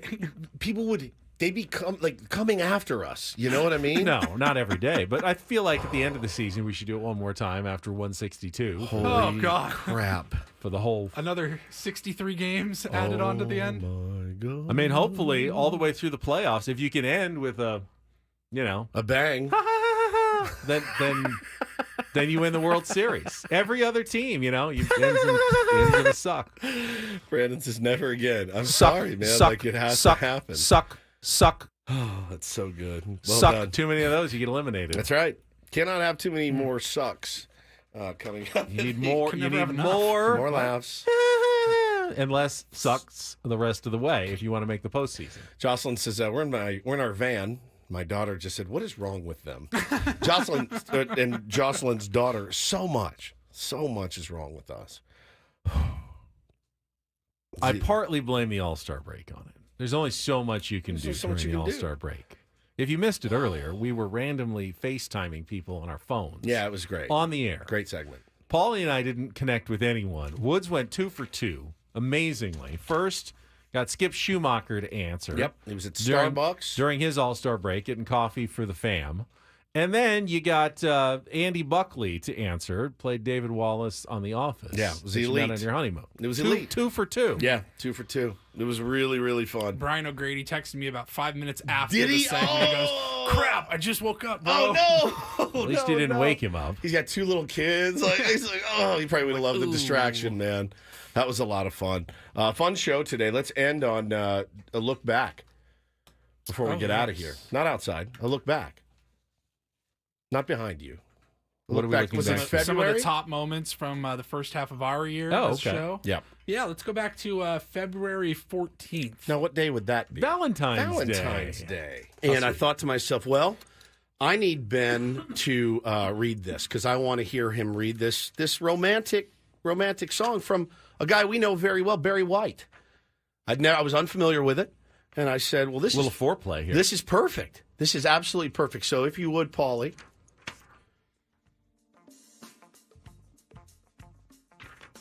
Let's get it on. This is Love Serenade. Love Serenade. Oh, how sweet. Barry White. Yeah, this is for all the ladies out there, okay? So just close your eyes and listen. Listen to Ben Higgins. This is a real song. This was recorded. Okay. Take it off. Baby, take it all off. I want to see you the way you came into the world. Oh, my God. I don't want to feel no clothes. I don't want to see no panties. And take off that brassiere, my dear.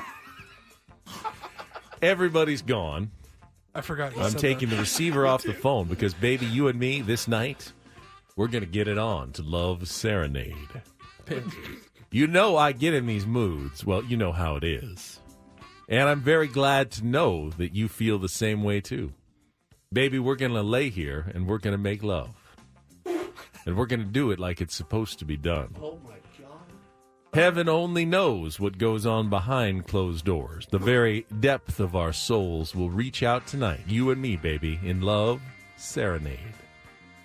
Make me want you. Tempt me. Tempt me. Tempt me. Make me need you. Let me long for you. You know what it's like when a man and woman become one.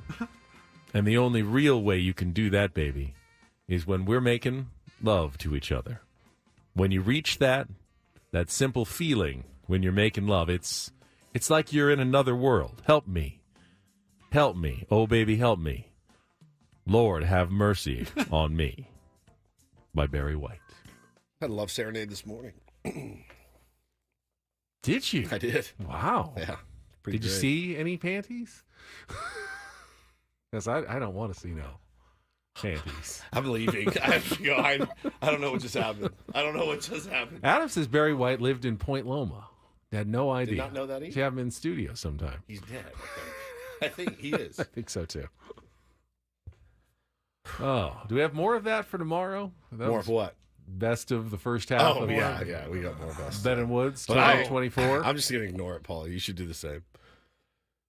Yeah. I don't know how to tease what's coming up tomorrow. You can't. What time? 6? Yeah. Right out of the chute. Right. You're going to want to be here right from the start. Right from the get-go. Sounds like I maybe don't want to be here. No, you do. I don't even know what you're talking about. No, you do. You absolutely want to be here. You, of all people, want to be here. I do. Mm-hmm. Yeah. It's going to be another fun one tomorrow.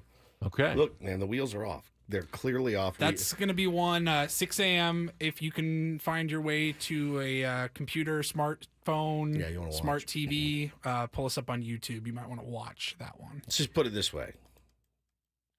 There's a first time for everything. I've done it before. I don't think you haven't you done have. this. You haven't done this. This is not okay. That's not that. What did you think I Well, was don't know. talking We were about? just What did talking you about think it. I have was no bringing idea, in here? No, Did you think I was bringing a prostitute in here? A little bit, yeah. That's you. Hey, Ben, yeah, we're going to film. I know it's All-Star Weekend. We're going to film you with a prostitute making And did you love. say you've done this He before? said you've done this before? What the hell is happening right now? He has Not lost his mind. No. All right, well, 6 a.m. It's going to be great. Enjoy All right, your sports watching today. Thank you. Crazy Very hard. little of it to be done on this Wednesday. But you do have Andy and Elston coming up next. They will carry you somehow through 2 o'clock. Yeah, somehow. Some way. It's as difficult as the last 4 hours. I feel for them. Today was a breeze. I feel for them. A coming up here. breeze. Paulie, good job as always. Seems like he has to work a little bit harder He on does. days like this. He and he always definitely comes does. through for us. Our executive producer and imaging director for Stephen Woods. I'm Ben Higgins. Have a great rest of your day from all of us here at San Diego's #1 sports station, 97.3 The Fan. So long, buddy.